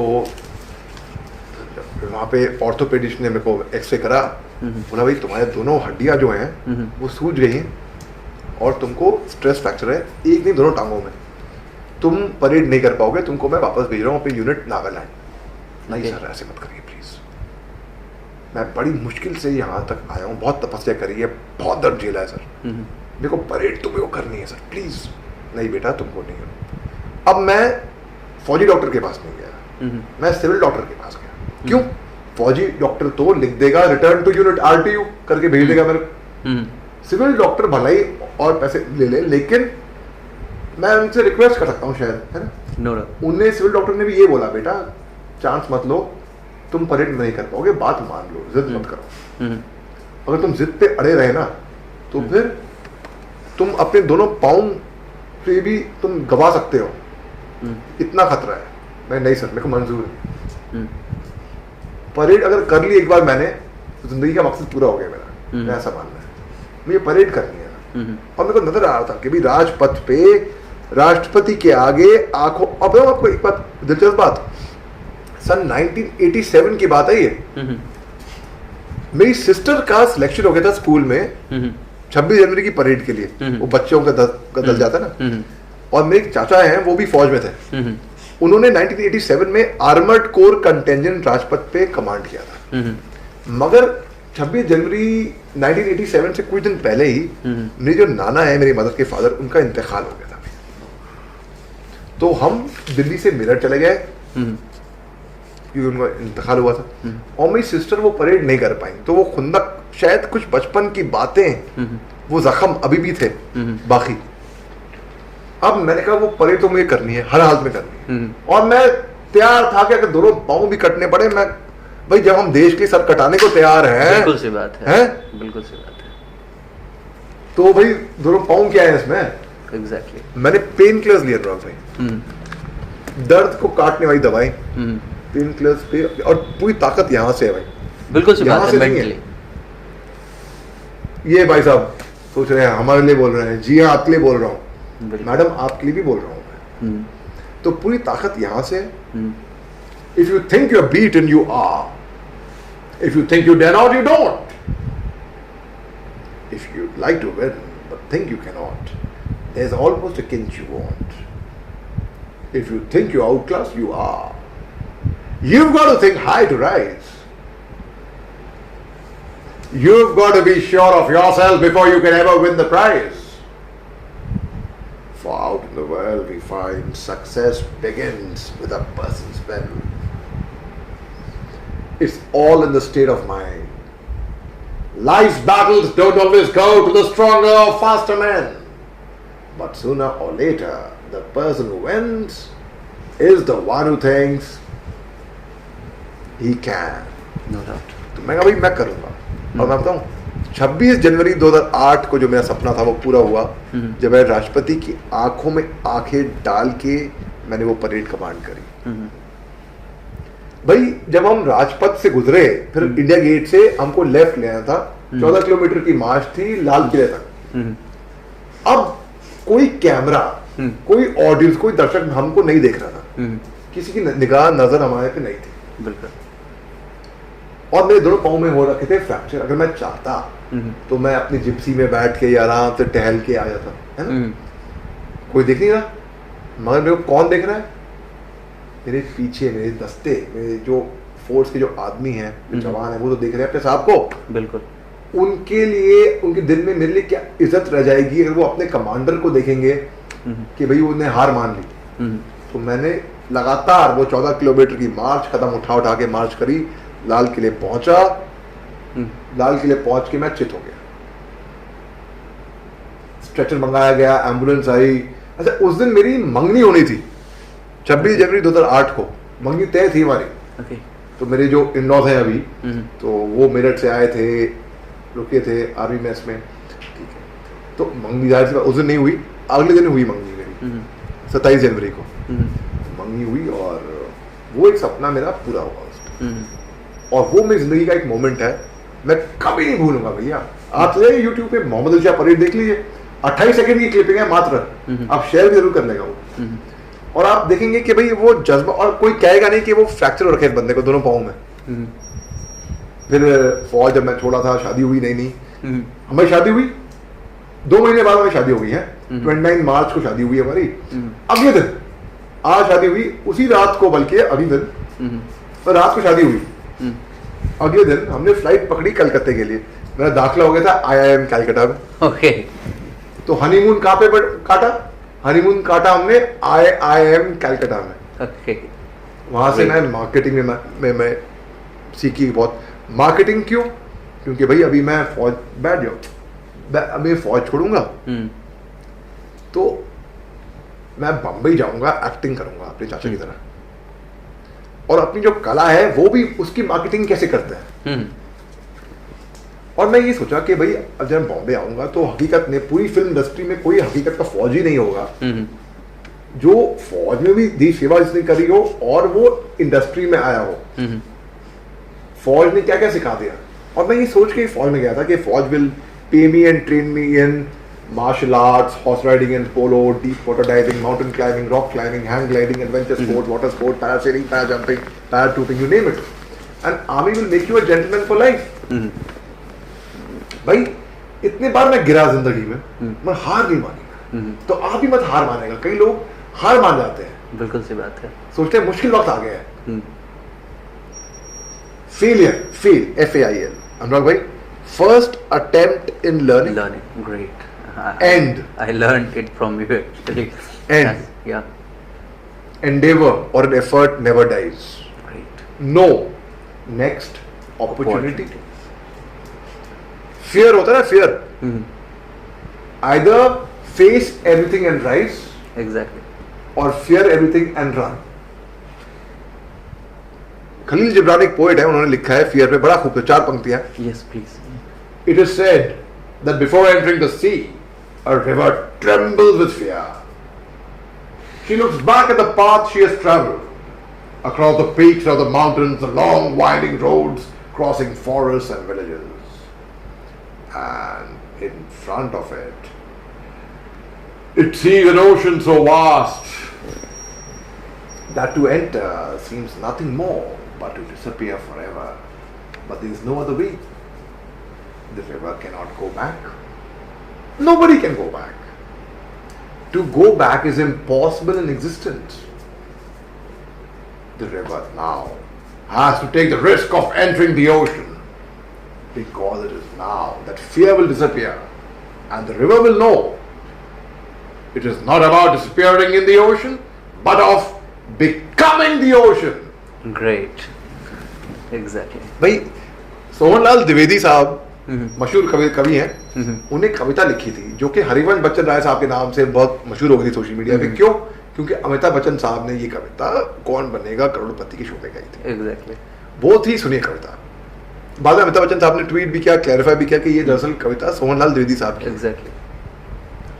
लहरों से डरकर नौका पार नहीं होती, ग्रेट। कोशिश करने वालों की कभी हार नहीं होती। बिल्कुल सी बात है। एक नन्ही चींटी जब दाना लेकर चलती है, चढ़ती दीवारों से 100 बार फिसलती है,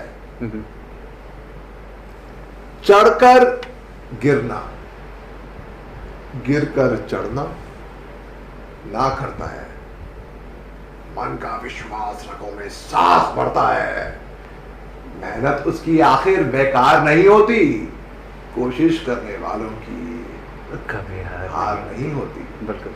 डुबकियां सिंधु में गोताखोर लगाता है, जा जाकर खाली हाथ लौट आता है, अरे मिलते नहीं सहजे मोती गहरे पानी में, बढ़ता दुगना उत्साह इसी हैरानी में, मुट्ठी उसकी खाली हर बार नहीं होती, कोशिश करने वालों की हार नहीं होती। क्या बात है। असफलता ये आपके लिए साहब, हाँ ये मुस्कुराया, शुक्रिया, मुस्कुरा तो लिए भैया आपको मुस्कुरा। असफलता एक चुनौती है, उसे स्वीकार करो, क्या कमी रह गई देखो और सुधार करो। यस। जब तक ना हो सफल, नींद चैन को त्यागो तुम। यस। अरे संघर्ष का मैदान छोड़ मत भागो तुम, कुछ करे बिना ही जय जयकार नहीं होती, कोशिश करने वालों की कभी हार नहीं होती। ग्रेट। शुक्रिया। ग्रेट। तो भैया लगे रहो, डटे रहो। बिल्कुल। और ये लोग हैं, मैं जानता हूँ देश प्रेम की हम सब में भावनाएं हुए हैं। बिल्कुल। अभी कुछ दिन पहले हमने कारगिल विजय दिवस मनाया, अभी 15 अगस्त मनाया हमने। हाँ, तो माखन लाल चतुर्वेदी साहब लिखते हैं, चाह नहीं मैं सुर बाला के गहनों में गूंदा जाऊं, चाह नहीं मैं प्रेमी माला में बिन प्यारी को ललचाऊं, चाह नहीं मैं सम्राटों के शफ पर हे हरि डाला जाऊं, चाह नहीं मैं देवों के सर पर चढ़ूं भाग्य पर ढलाऊं, मुझे तोड़ लेना वन माली उस पथ पर देना तुम फेंक, मातृभूमि पर शीश चढ़ाने जिस पथ जाए वीर अनेक। तो ये भावना होती है कि पुष्प की ये भावना है, सोचो। एग्जैक्टली। ओज से भरी हुई कविता, बिल्कुल शानदार जी। और जब आप सुना रहे हो ना, तो इसका एक अलग ही मजा है। एक्चुअली हम लोगों ने भी बहुत पढ़ा, ये हम लोगों के बचपन में ये हमारे बुक में थी, बट फाइनली जब आपसे सुनने को मिल रहा है तो ये बड़ा मतलब एक जोश पैदा कर रहा है अंदर। शानदार। आप मतलब कैसे, आप एक अच्छे वक्ता भी हैं और सेना में भी रहे, फिर कॉर्पोरेट में भी आ गए, मतलब ये सारा बैलेंस आप कैसे करके रखे हुए? भाई मैं ऐसा मानना है, जहां चाह है वहां रहा है। एग्जैक्टली। अभी आपसे एक सवाल भी मुझे पूछना था, लाइक कि यूथ्स को क्यों आना चाहिए आर्मी में, बट इतना कुछ आपने बताया, हमें लगता है कि लोगों को खुद ही समझ में आ गया होगा कि मुझे क्यों आना चाहिए, है ना? बट मैं चाहूंगा कि आप इस पे इनपुट जरूर दें कि क्यों आना चाहिए लोगों को। कविता के जरिए पहले आपको, हाँ, बड़ी अच्छी सुंदर कविता है ये। दरअसल मेरी कविता नहीं है, मैंने नहीं लिखी है, ये इंटरनेट पे मिल गई थी मेरे को। कोई आई थिंक मेरे ख्याल से कोई मिस्टर बी कुमार है, उन्होंने लिखी है, बड़ी शानदार। थोड़े मैं अपना इम्प्रोवाइजेशन कर दूंगा इसमें, है ना? बुरा मत मानेगा। बी कुमार जी अगर आप सुन रहे होंगे तो। We both left home at 18. Okay. Great. You cleared the prestigious JEE. I cleared an entrance test of UPSC. You got through IIT. I got through NDA. You pursued your degree. I pursued my passion and underwent the most rigorous and the toughest training. Your day started at 9 and ended at 5. Mine started at 5 and went on beyond 9, which meant I had to stay up many a nights. You had your grand convocation ceremony with style. I had my passing out parade with pride. Best company took you and the best package was awarded. I was pipped with 2 stars on my shoulders, which I perceive is worth more than $1 million in the sky. You got a plum job. I got a way of life. Great. You swore to yourself that you will make lots and lots of money. I took the oath which said, the safety, honor, welfare of your country comes first, always and every time. The honor, welfare and comfort of the men you command comes next. Your own ease, comfort and safety comes last, always and every time. You got to see your family every day. I just wished I got to see my parents soon. You celebrated festivals with lights, music, and played with firecrackers. I celebrated festivals in bunkers with my comrades and brothers in arms, and played with my life along with real fireworks. We both got married. You got to see your wife every day. My wife just wished I was alive. We were both sent on our respective duties. You went on luxurious business trips. I went on the rugged line of control.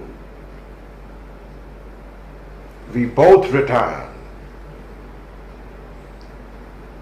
Both wives couldn't control the tears, and you wiped hers. But I couldn't. You hugged her, but I couldn't, because my bullet-ridden body was lying in the coffin with medals on my chest, and the coffin was wrapped with a tricolor. My way of life ended. Yours continued. We both left home at 18. I became a martyr and became immortal. Because martyrs never die, they become legends and live in our hearts and minds forever. How can a man die better than facing fearful odds for the ashes of his fathers and the temples of his gods? When you go home, tell them of us and say, for your tomorrow we gave our today. तो भैया अगर एक आपको अच्छी जिंदगी चाहिए ना, if you want a way of life, बिल्कुल फौज. No doubt. अगर आपको नौकरी चाहिए तो मत आइए फौज. बिल्कुल सी तो आप नौकरी करिए. बिल्कुल सी बात है. और ये कविता कहने के, ये मैं किसी प्रोफेशन को डिमीन नहीं कर रहा हूँ. सब प्रोफेशन अच्छे हैं. बिल्कुल. किसी का कंपैरिजन भी नहीं कर रहा हूँ. बिल्कुल. सब अपनी जगह बड़े अच्छे हैं. मैं सिर्फ यूथ को मोटिवेट कर रहा हूँ कि अगर फौज में आना है, बिल्कुल, तो इसलिए आइए कि आपको वो जज्बा, जुनून, वो आपके अंदर आ गए कुछ कर दिखाने की है. बिल्कुल. नौकरी समझ के मत आइए. बिल्कुल सी बात है. नौकरी समझ के आनी है तो बहुत सारे ऑप्शन है, you choose some of them actually. बिल्कुल बिल्कुल. बट अगर आपके अंदर वो जो जुनून, वो पागलपन, वो जज्बा जो आप में देखने को मिल रहा है एक्चुअली, जब आप बात कर रहे हो तो लग रहा है कि मतलब मजा आ रहा है एक अंदर से. आई एम लाइक यार अब तो बस तो ये वाली सीन हो रही है. और नो डाउट सच में आपने बहुत अच्छी बात कही कि अगर आना है फौज में तो वो जज्बा, वो जुनून, वो पागलपन ले करके आइए कि कुछ कर गुजरना है, एक अच्छी जिंदगी पानी है, एक बहुत ही शानदार लाइफ जीनी है, जिसको कह सकते हो सच में जिंदगी जीनी है, तो फौज आपके लिए एक बेटर ऑप्शन हो सकता है. सर यहाँ पे एक चीज और कि फौज की बात आती है तो वहां पे युद्ध की बात आती है, तो मैं जानना चाहता हूँ कि कभी क्या आपको वॉर लाइक सिचुएशन फेस करनी पड़ी, कभी उस तरीके के एक्शंस में आप इन्वॉल्व हुए हो? जी, आपका सवाल बहुत ही दुरुस्त है. ये अक्सर मेरे से पूछा जाता है कि भाई सर आप फौज में रहे हैं, क्या आपने कभी किसी को मारा है, ये पूछते हैं. और मैं कहता हूँ भाई ये सवाल का जवाब तो मैं नहीं दूंगा, कभी दूंगा, ये मेरे तक सीमित रहेगा. मगर जो आपकी बात रही, जी हाँ बिल्कुल. देखिए 2 साल गुजारे जम्मू कश्मीर में, 3 साल नॉर्थ ईस्ट में, तो मेरा बहुत सौभाग्य था कि 5 साल जो मेरी शॉर्ट सर्विस थी फौज में, ट्रबल्ड इलाकों में, मुश्किल इलाकों में मैंने सर्विस करी. बिल्कुल. तो ऐसी सिचुएशंस आई जहाँ पे हम पे फायरिंग हो गई थी, और अब उस फायरिंग का तोड़ भी निकाला हमने. मगर वो अचीवमेंट नहीं है. सबसे बड़ी अचीवमेंट ये है कि जब हम पे फायरिंग हुई और जब इनकाउंटर हुआ मेरा एक भी जवान जो मेरे अंडर कमांड में था ओके, उसकी कैजुअलिटी नहीं हुई। क्या बात है, मतलब ये बड़ी चीज है कि आप, ये बहुत बड़ी, नो डाउट नो डाउट, बिल्कुल सी बात है, ये बहुत बड़ी सफलता है। बिल्कुल मैं किसी भी जवान की कोई कैजुअलिटी नहीं हुई हुई मेरे अंदर। ग्रेट। और ये मैंने कसम खा रखी थी कि भला ही मुझे कुछ हो जाए, मेरे जवानों को एक खरोच नहीं आएगी, और नहीं आई। क्या बात है। जब बात कारगिल युद्ध की होती है तो उसमें मैं चाहता हूँ कि आपके क्या विचार है जब आप सोचते हो कारगिल युद्ध के बारे में, तो आपकी फीलिंग्स क्या होती है, और ये भी जानना चाहेंगे कि एक युद्ध का एक सिविलियन के माइंडसेट पे क्या इम्पैक्ट पड़ता है। भाई जो सिविलियन होते हैं, जो मतलब जो असली में आप आपने बहुत दुरुस्त सवाल करा, क्योंकि आप लोगों को वो शख्स बता देगा जो हकीकत में लाइन ऑफ फायर में रहा है, बिल्कुल, जिसने लीड किया है फ्रंट से, जिसने अपनी जान जोखिम में डाली है, एक मर्तबा नहीं कई मर्तबा, बिल्कुल, अपने मुल्क को बचाने के लिए। भाई पहली बात, जो युद्ध होता है, जो लड़ाई होती है, वो दिखने में फिल्मों में बड़ी अच्छी लगती है, शानदार, मजा आ गया ना होता, ऐसा बिल्कुल नहीं होता। पहली बात तो जो आपको फिल्मों में दिखा रहे हैं, यकीन मत करिए, हकीकत अलग है उससे। और वॉर में कोई ग्लोरी नहीं है, अगर सोचते हैं बहुत ग्लोरियस है, नहीं है ग्लोरियस। भाई किसी को जान से मारना, लोगों को मरते हुए देखना, अपने करीबी भाई बंधु तुम्हारे सामने खून में लटपट पड़े हैं, तड़प रहे हैं, मर उनके चितड़े पड़े, लोथे पड़े हुए हैं, कोई मजे की बात नहीं है। और हर युद्ध के बाद है एक माँ इंतजार करती है अपने बेटे का, एक बाप इंतजार करता है अपने बेटे का, एक बहन इंतजार करती है राखी बांधने के लिए अपने भाई का, एक भाई इंतजार करता है अपने भाई का, दोस्त इंतजार करता है अपने दोस्त का, पड़ोसी इंतजार करता है अपने पड़ोसी का। लेकिन आखिरी में जो पॉलिटिशियंस हैं, जो नेता लोग हैं, वो गले मिलते हैं। और एक फोटो सोशल मीडिया पे काफी वायरल हो गई थी, जहां पे एक बच्चा एक टेबल के नीचे छुपा हुआ है, उसकी माँ बोल रही है उसको, बेटा the army has come to recruit you, तुम लेने आई है फौज में भर्ती करने के लिए, तुम्हारी बहादुरी फेसबुक पे देखने के बाद। तो जो कीपैड वॉरियर्स होते हैं ना, जो चलाते हैं वॉर वॉर, भाई इनको दरअसल वॉर के बारे में मालूम ही नहीं है कि वॉर होती क्या है। हाँ, ये बात जरूर कह दूं कि अगर हमें अपनी जान निछावर करनी पड़े, प्राण निछावर करे देश के लिए, हम अभी इस पल तैयार है, आप लोग भी तैयार है, हम सब तैयार है, है ना? बिल्कुल। मगर जब इतना ज्यादा खून खराबा देख लेते हो, कोई अच्छी बात थोड़ी है। कई लोगों को रात को सपने आते हैं, भयानक सपने, कई लोगों को वो झेल नहीं पाते, दिमाग का संतुलन खो देते हैं। और महात्मा गांधी ने कहा था कि an eye for will make the nation go blind. जब हम लड़ते हैं भावना से बदला ले रहे हैं, अरे कोई बदला नहीं होता भैया। एक किताब है War and Peace, Leo Tolstoy ने लिखी है, उसमें चैप्टर 4 में पैराग्राफ 2 लाइन 2 में लिखा है, being peaceful is better than being right. और कार्ल मार्क्स ने कहा था, if you want peace you should prepare for peace as much as you would prepare for war. युद्ध की तो हम तैयारी करते हैं, बिल्कुल, मगर अगर शांति चाहिए, हम शांति की तैयारी नहीं करते। हमें चाहिए अमल शांति, हम कहेंगे बात भी करेंगे, उसकी तैयारी क्या करी भैया आपने? एग्जैक्टली, तैयारी युद्ध की हो रही है और आपको शांति चाहिए। ये बिल्कुल सच में विरोधाभास है यहाँ पे। मगर अगर दुश्मन, और मैं बताऊं, हम कहते हैं अपने देश के लिए मरने के लिए तैयार है, ये हैं, हम सब तैयार हैं, युद्ध में जाऊंगा, मर मिटूंगा देश के लिए। अरे क्यों मर मिटोगे भाई? मर मिटे तुम्हारे दुश्मन। आपका एम होना चाहिए दुश्मन को मार देना, खुद मरना नहीं, क्योंकि मर के किसी ने युद्ध जीता नहीं। दुश्मन को मारो, और अगर युद्ध में भी अगर हमारी जान जानी पड़े, हम तैयार हैं, हम बल्कि सदा अमर रहेंगे। बिल्कुल। मेरे सीनियर्स जब कारगिल की बात करते हैं, मेरे सीनियर्स से जब मैं सुनता हूं कारगिल के बारे में, तो अभी भी मेरे रोंगटे खड़े हो जाते हैं। मैं तो उस टाइम पे फौज में नहीं था, मेरी बदकिस्मती है, आई विश मैं होता उस टाइम पे, तो मैं छोड़ता नहीं दुश्मनों को। ये बात तो है, तय है। मेरा आज मौका मिला है भैया, कब से इंतजार था, आज दिखा दूंगा मैं। हैं? कितना दम है। मेरे एक सीनियर थे फौज में, कैप्टन विजयन थापड़, उनको वीर चक्र मिला था, मरनो पड़ा, मरने के बाद पोस्ट्यूमस। उन्हें खत लिखा था जब वो फाइनल अटैक पे जा रहे थे दुश्मन के पास, छोटा सा खत है, उन्होंने क्या लिखा था भाई, हो सकता है कि एग्जैक्ट वर्ड्स ना हो, भावना वही थी। ने लिखा था my loving papa mummy granny and Bertie. By the time this letter reaches you all, I would be observing you all from the skies, enjoying the hospitality of Apsaras. I have no regrets. In fact, if I were to be born again as a human, I would choose to join the army and serve my nation. Whichever organ needs to be taken should be taken and donated. Please donate some money to the orphanage and continue giving ₹50 to Ruxana every month. Papa, you must be proud. Mama, so must you. And please go and meet the name is withheld. I loved her. Mama ji, please forgive me for anything wrong that I may have done. I hope the sacrifice of these brave men is remembered and inspires generations to come. I hope a photograph of mine is kept in the Alpha Company Mandir next to Karni Mata.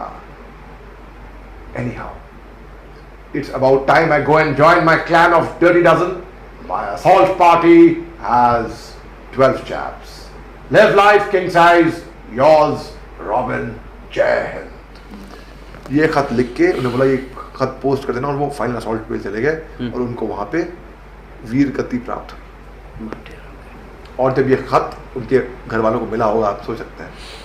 मतलब उनके घर वाले को मिलना तो बात की बात है सर. अभी यहाँ जितने लोग सुन रहे होंगे, मैं सुन रहा हूँ, मतलब रोंगटे खड़े हो रहे एकदम. सच में वो सेंसेशन, वो फील, जो भी चीज़ें लिख रहे हैं, can't explain in words actually. सच में अभी कल हमारी गुफ्तगू हुई थी फोन पे, तो आपने ऐसे ही पूछ लिया मेरे से कि उस टाइम पे कि भाई आप फौज में थे, आपका सबसे मुश्किल वक्त क्या था. या एग्जैक्टली, या एग्जैक्टली.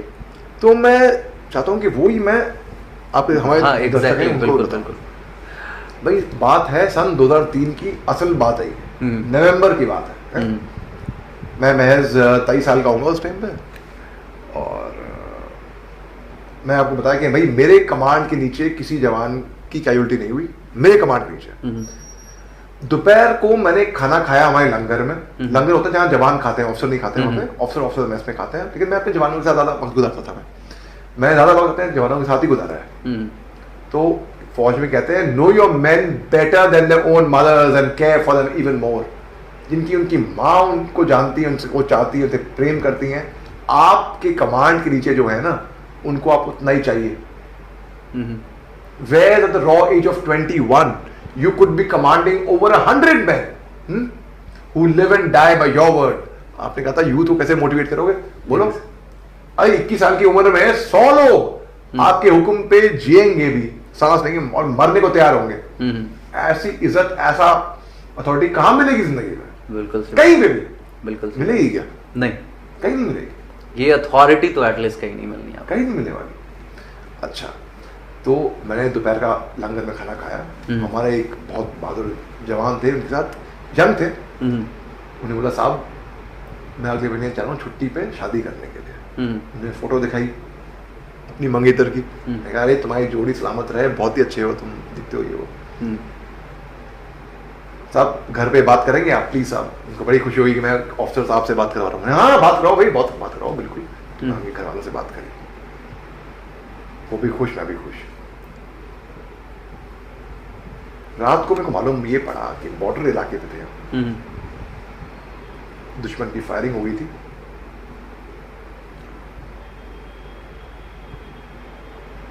और ये जवान अब हमारे बीच में नहीं था. वही जिसके साथ मैंने दोपहर को खाना खाया है, वही जिसके साथ मैंने बातें करी हैं लंबी लंबी, वही जिसके साथ मैंने वचन दिया था, वादा किया था कि मैं तुम्हारे गांव राजस्थान में झुंझुनू में आऊंगा. झुंझुनू चोरू सिक्कर से बहुत लोग आते हैं फौज में, मैं वहां पे आऊंगा और मैं शादी पे होऊंगा तुम्हारे साथ, तुम्हारे कंधे पे हाथ रख के मैं होऊंगा वहां पे. अब जिन्हीं घर वालों से मैंने दोपहर को बात की थी, अब रात के 8 बजे उनको फोन करना पड़ रहा है, उनको बोलना पड़ रहा है कि आपका बेटा इस दुनिया में नहीं रहा. आप तकलीफ सोच सकते हैं. मेरे को अभी तक याद है वो चीख पुकार उनकी माताजी की.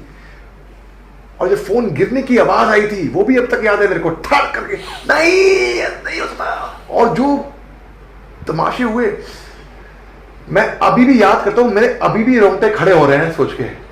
ये सबसे मुश्किल काम था मेरा जिंदगी का, फौज कहीं जिंदगी का। No, मतलब right now I can feel the pain actually, your eyes are filled and I too can।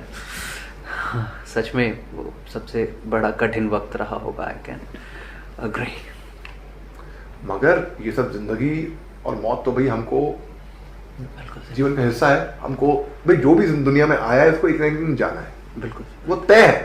बिल्कुल उसका जाना तय, आना मालूम नहीं कब जाएगा, मगर जाना तय है। बिल्कुल सी बात है। तो अक्सर मेरे भी बहुत चाहने वाले, बहुत करीबी दोस्त मेरे कोरोना वायरस में मैंने खोए उनको, सेकेंड वेव में खास तौर से। मगर भाई अब क्या करें। मेरी खुद की फर्स्ट कजन है, उनको आईसीयू में बेड नहीं मिल रहा था भाई, बच गई, शुक्र है। बहुत लोगों की दुआएं साथ में थी, तो आप जैसे लोगों की दुआएं साथ में थी तो बच गई। मगर जो हमने झेला और जो मेरे चाहने वाले मैंने खोए, हम जानते हैं अपने करीबों को जब खोने का दर्द, वो हमको मालूम है क्या होता है। सर आपके पिताजी भी deputy chief of army staff थे, बाद में वो AMU के वाइस चांसलर भी बने। अभी जब आपके घर आया था तो आप मुझे दिखा रहे थे पूरे घर में फोटोग्राफ्स एंड ऑल, तो आपने एक जगह दिखाया मुझे कि ये जो अवार्ड है पापा को मिला था, बाद में आपको भी वही सेम अवार्ड मिला। तो I just want to know कि पापा का आपके लाइफ में क्या इम्पैक्ट है, और अभी जब वो देखते हैं आपको इस लेवल पे, इस ओहदे पे, तो पापा का क्या रिएक्शन होता है एक्चुअली? भाई मेरे को तो बहुत फक्र है, नाज है कि मैं उनका बेटा हूँ और अपने फादर को मैं देखता हूँ, जब अभी भी मैं इतना ऑ में हूँ, मैं उनको देखता रह जाता हूँ। ग्रेट। कल उनके हाथ में चोट आई थी, उनको 5 टाके लगे, मैं अस्पताल ले गया था। ओके। और एनेस्थीसिया लगा भी नहीं था, और वो बिना एनेस्थीसिया के उन्होंने टाके लगवा लिए। वाह। एनेस्थीसिया का इफेक्ट पूरा नहीं हुआ उस टाइम, मतलब, और उफ भी नहीं करी। हीरो है मैं जिंदगी के। 71 की लड़ाई का युद्ध लड़े हैं वो पाकिस्तान के खिलाफ। एक दिखा रहे थे आप फोटोज मुझे। हाँ, तो वो मेरे बॉस रह चुके थे फौज में, मैं उनके अंडर कमांड किया, मैंने ADC था उनका नागालैंड में। तो वो मेरे आदर्श है, उन जैसा मैंने भाई, अगर सुपरमैन से ऊपर कोई है तो वो मेरे फादर हैं और कोई नहीं है, ठीक है। अच्छा, हर एक फादर के लिए उनका जो बेटा जो होता है ना, कुछ भी कर ले समझिए ना आप, ये भी समझिए, बिल्कुल वो निकम्मा रहेगा हमेशा। बिल्कुल सी बात। निकम्मा यूसेस करवा देंगे मेरे यार, यूसेस नहीं आएगा कद्दू, ठीक है। तो उनके लिए मैं वो कद्दू निकम्मा, कुछ नहीं आता है, कुछ नहीं आता, कुछ भी करके दिखा दो, ठीक है, कम है। तो ये है, अब उनको इम्प्रेस करना, हाँ भाई शख्सियत ही वो इतनी, तो ये है भैया, उनके साथ तो भाई वो एक इंस्पिरेशन है मेरे लिए, एक टावरिंग फिगर है, एक पर्सनालिटी है। ग्रेट। सर एक और बात, लाइक कि लाइफ में हर कोई कभी ना कभी कोई ना कोई रिस्क लेता ही है, और मुझे विश्वास है आपने अपने लाइफ में बहुत सारे रिस्क लिए होंगे, लेकिन एक वो रिस्क जिसके बारे में आप डिस्कस करना चाहें यहाँ पे, जिसके बाद आपकी पूरी जिंदगी बदल गई, लाइक मतलब ट्रांसफॉर्म हो गई, ऐसा कुछ? जी, जिंदगी का सबसे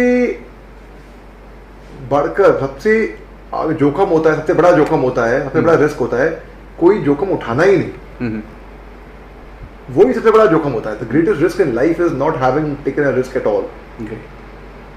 तो फौज में एक ट्रेनिंग होती है जहाँ पे एक 9 फीट डिच कूदनी पड़ती है, आपको दूर जाना पड़ता है, रन अप से 9 फीट डिच है वो कूद के फांदनी पड़ती है।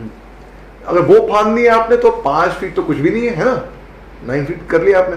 तो जब मैं फौज के 5 साल शॉर्ट सर्विस कमीशन कंप्लीट कर रहा था, तो मेरे दिल में आया कि मैं परमानेंट कमीशन लेकर फौज में रहूं, लेकिन इरादा मेरा था कि भी 5 साल करूंगा और फिर मैं बाहर ही आऊंगा, फोकस्ड, कि मछली की आग नजर आनी चाहिए आपको, इंसान को चाहिए क्या जिंदगी से, बिल्कुल सही, वो क्लैरिटी ऑफ थॉट होना बहुत जरूरी है। तो वो एक जोखम था, एक तरीके से अपनी फौज की नौकरी छोड़ दा, पर अगर मैं चाहता तो मैं छोड़ी नहीं, मैंने कंप्लीट करी। लोग कहते हैं ना, अरे आपने फौज क्यों छोड़ दी, देखने का नजरिया है। मैं तो कहता हूँ मैंने छोड़ी नहीं, मैंने फौज ज्वाइन करी, और उसका एक टेन्योर आपने कंप्लीट किया। लेकिन यहाँ पे एक अच्छी बात यह है कि आप जब शुरुआत हुआ था इंटरव्यू का, तो आपने वहाँ पे एक बात शेयर करा था कि आप अपने पिताजी से भी इंस्पायर्ड थे और आप अपने चाचा जी से भी, नसरुद्दीन शाह जी से भी इंस्पायर्ड थे। तो मतलब ये इंस्पिरेशन इतनी अधिक थी कि पापा जी का जो लेवल था, पापा जी जिस जगह पे थे वहाँ आप पहुँचे, और उसके बाद आप इस राह पे हैं कि जहाँ पे चचा जान नसरुद्दीन शाह जी है वहाँ भी आप पहुँचेंगे नोट, और इतनी सारी मूवीज़ आपने करा, इतने फेम है आपको, तो ऑब्वियसली मैं तो मान के चलूँगा कि आपने सेना को छोड़ा नहीं, आपने वो जो एक कंप्लीट टेन्योर था उसे आपने कंप्लीट किया, आपने इस देश को सर्व किया, है ना। अब एक और सवाल आपसे होगा सर कि लाइफ में हर कोई कई बार सफल होता है, बट एक वो सफलता जो सबसे पहली बार उसे मिलती है, जिसके बाद मतलब उसको लगता है यार अब तो दुनिया फतह कर दूंगा, अब तो जंग जीत लिया मैंने, इसके बाद तो मजे ही मजे, वो कौन सी सफलता थी आपके लाइफ में? और आई एम श्योर कि आपकी आंखों में जो ऊर्ज दिख रहा है ना, आप सच में कुछ शानदार मिलने वाला है यहाँ पे हमसे। जब मैंने 26 जनवरी की परेड कमांड की थी उसके बाद मैंने कहा भैया अब सब ठीक है उसके आगे, और आज भी मैं कह रहा हूँ अगर मेरे लिए मैं बाकी की बात नहीं कर रहा, मेरे लिए पद्म भूषण, पद्म विभूषण,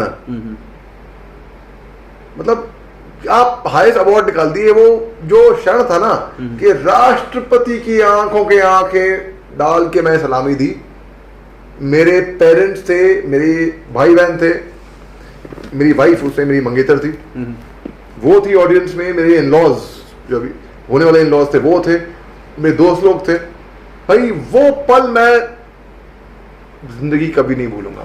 वो रोंगटे खड़े करने वाला पल है, आप YouTube पे देख लीजिए, आप देख लिया अभी यहाँ से देख रहे हैं, वो वाला फोन ले लिया, तो सच में वो शानदार है आपका वो टशन, वो जज्बा, मतलब देखते बनता है उस वीडियो में। सर अब फाइनली ये फर्स्ट एपिसोड को यहाँ पे हम लोग वाइंड करेंगे, यहाँ पे हम चाहेंगे कि आप ये जरूर शेयर करें कि आप इंडिया को किस रूप में देखना चाहते हैं, what sort of India you want, India of your dream actually, please. ठीक भाई, रविंद्रनाथ टैगोर की एक कविता है जो हम अक्सर हम लोगों ने, कई लोगों ने स्कूल में पढ़ी होगी, Where the mind is without fear, the head is held high. Great. Where knowledge is free, where the world has not been broken up into fragments by narrow domestic walls. Where tireless striving stretches its arms towards perfection. Where the clear stream of reason has not lost its way into the grey desert sand of dead habit. Into that knowledge of freedom, my father, let my country awake. तो मैं देखता हूँ कि एक हिंदुस्तान जहाँ पे कोई भेदभाव ना हो, हम इकट्ठा एकजुट होके हम सब हिंदुस्तानी बन के रहें। कोई हिंदू मुस्लिम सिख ईसाई देखे ना, धर्म पात जात पात ना, इकट्ठा और एक डिसिप्लिन के साथ, अनुशासन के साथ। मैं देखता हूं एक हिंदुस्तान ऐसा जो पूरे दुनिया में सबसे शक्तिशाली नेशन हो। मैं देखता हूं कि हर एक हिंदुस्तानी की हर जगह जगह पे, विदेश में हर जगह इज्जत हो। मैं देखता हूं एक ऐसा हिंदुस्तान जहां पे जब बोले घर से हम सीधा चौड़ा करके बोले भैया हम हिंदुस्तान से हैं, अरे भाई आप हिंदुस्तान से हैं। मैं बताऊं आपको हकीकत की बात, 94 की बात है तकरीबन, हम लोग गल्फ में थे और उस टाइम पे ऐश्वर्या राय, सुष्मिता सेन, इन्होंने मिस वर्ल्ड जीता था। हम उस टाइम पे हम गए थे, फिर वहां से सऊदी अरेबिया से फिर हम गए थे इजिप्ट, और जैसे हम इजिप्ट पहुंचे लोगों ने बोला आप इंडिया से हो? ऐश्वर्या राय, सुष्मिता सेन, अमिताभ बच्चन। और हिंदुस्तान की जो छवि है ना, वो आप हैं, हम सब हैं। ग्रेट। और दोस्तों, समाज तब तक नहीं बदलेगा जब तक आप अपने आप को खुद ना बदल दें। बिल्कुल सही बात है। अरे बूंद बूंद से घड़ा भरता है ना, या आप बोलेंगे कि भाई मेरे करने न करने से क्या होता है, भाई बहुत फर्क पड़ेगा। करके देखिए, अगर दुनिया बदलना चाहते हैं तो पहले अपने आप को बदलिए। The society will not change unless and until you change your own self. तो मैं देखता हूं ऐसा हिंदुस्तान जो कि सोने की चिड़िया कहलाता था एक टाइम पे, वो वापस आए। बिल्कुल। Great, thank you so much sir, thanks a lot for being in the show. Actually अभी जो आप बातें बता रहे हो ना, मैं तो कहूँगा कि जितने भी लोग सुन रहे हैं सर के कमांड समझ करके अपने ऊपर उसको इम्प्लीमेंट कीजिए। नो डाउट मैं यहाँ पे बहुत कुछ सीखा हूँ और मैं चाहता हूँ कि इस एपिसोड के जरिए ये लर्निंग्स बहुतों तक पहुंचे। इसमें आपकी मदद की जरूरत पड़ेगी और आप इसे शेयर कर दीजिए, लोगों तक पहुंचा दीजिए। आज के इस एपिसोड में सर के साथ यहाँ पे हम लोग विदा लेंगे और फिर मिलेंगे अगले एपिसोड में सर के ही साथ, जिसमें हो रही होंगी खूब सारी बातें और हम लोग सीखेंगे बहुत सारी चीजें। पहले एपिसोड में हम लोगों ने आर्मी की लाइफ के बारे में डिस्कस करा। सेकेंड पार्ट में हम लोग बेसिकली इनके कॉर्पोरेट लाइफ एंड आर्मी के बाद की जो जिंदगी है as an actor, as a आप कह सकते हो कॉर्पोरेट लाइफ में जो इन्होंने जिया है, जो इन्होंने किया और सीखा है, उसके बारे में बात कर रहे होंगे। Thank you so much, thanks a lot. और एक और बात अनुराग भाई, आपका बड़ापन था, आपने जब हमारा तारुफ करवाए थे हमारे दोस्तों से, मैं दोस्त कहूँगा इसलिए क्योंकि आज की तारीख में किसी को भी तो दोस्त है ही है हमारे जिगरी भाई हैं हमारे, मैं आपको कह रहा हूँ दोस्त। ये हाँ मुस्कुरा भी है, हाई फाई दिए मैंने, कम ऑन। हाँ यस ये बात दोस्तों। तो भाई मैं दोस्त इसलिए कह रहा हूँ क्योंकि आज सोशल मीडिया का जमाना है, कोई भी मेरे को मोहम्मद अली शाह करके फ्रेंड रिक्वेस्ट भेज सकता है फेसबुक पे और मैसेज भेज सकता है। और यूट्यूब सर का मोहम्मद अली शाह जब आप सर्च करोगे यूट्यूब पे तो सर का यूट्यूब चैनल मिल जाएगा। एंड बी श्योर कि वहाँ पे सर के द्वारा मतलब बहुत सारी वीडियोस ऑलरेडी अपलोडेड हैं, आप जाके देखोगे तो आप बहुत कुछ सीखोगे वहाँ पे, no doubt, I am sure. अगर आपने कमेंट किया उस पर तो आपको कमेंट का जवाब 5 मिनट में मिलेगा, ये गारंटी है मेरी। सर से डायरेक्टली कनेक्ट होने का मौका है आपके पास, चले जाइए उधर। बिल्कुल ठीक है। तो भाई बात ऐसी है कि कहाँ पे थे हम इस एपिसोड हाँ, आपने जो तारुफ कराया था मेरा, वो आपका बड़प्पन था। आपने बताया था कि भाई बचपन में कुछ बच्चे होते हैं ना जो ठीक से बोल नहीं पाते, और जब बोलना भी सीखते हैं तो हकलाते हैं, तुतलाते हैं, अटक अटक के बातें करते हैं, बहुत ही अंडर कॉन्फिडेंट होते हैं, उनका एक मनोबल, एक मन का विश्वास बहुत ही चूर चूर हो रहा होता है, पढ़ाई लिखाई में भी कमजोर, हर जगह कमजोर, सब कहते हैं निकम्मे, क्या यूजलेस, नाम खराब कर रहा है अपने पूरे घर वालों का, अपना भी। जो क्लास के सबसे आखिर में बैठते हैं, जब टीचर आती है तो छुप जाते हैं कि भाई हमारा नाम ना जाने टीचर और मेरे को बुला ना दे, होमवर्क के लिए पूछना दे, होमवर्क करा के नहीं करा, अपने आप से पूछते हैं कि मेरे में क्या खराबी है, क्यों मेरे से कोई दोस्त नहीं बना जाता, कोई दोस्ती करता ही नहीं मेरे से, क्यों मेरे से लोग बात नहीं करते, भाई कमी क्या है मेरे में आखिर। वो बच्चा मैं था। और बाकी कैसे इससे ओवरकम किए हम लोग अगले एपिसोड में बात करने वाले हैं। बिल्कुल भाई, बिल्कुल। Thank you so much, thanks a lot, bye.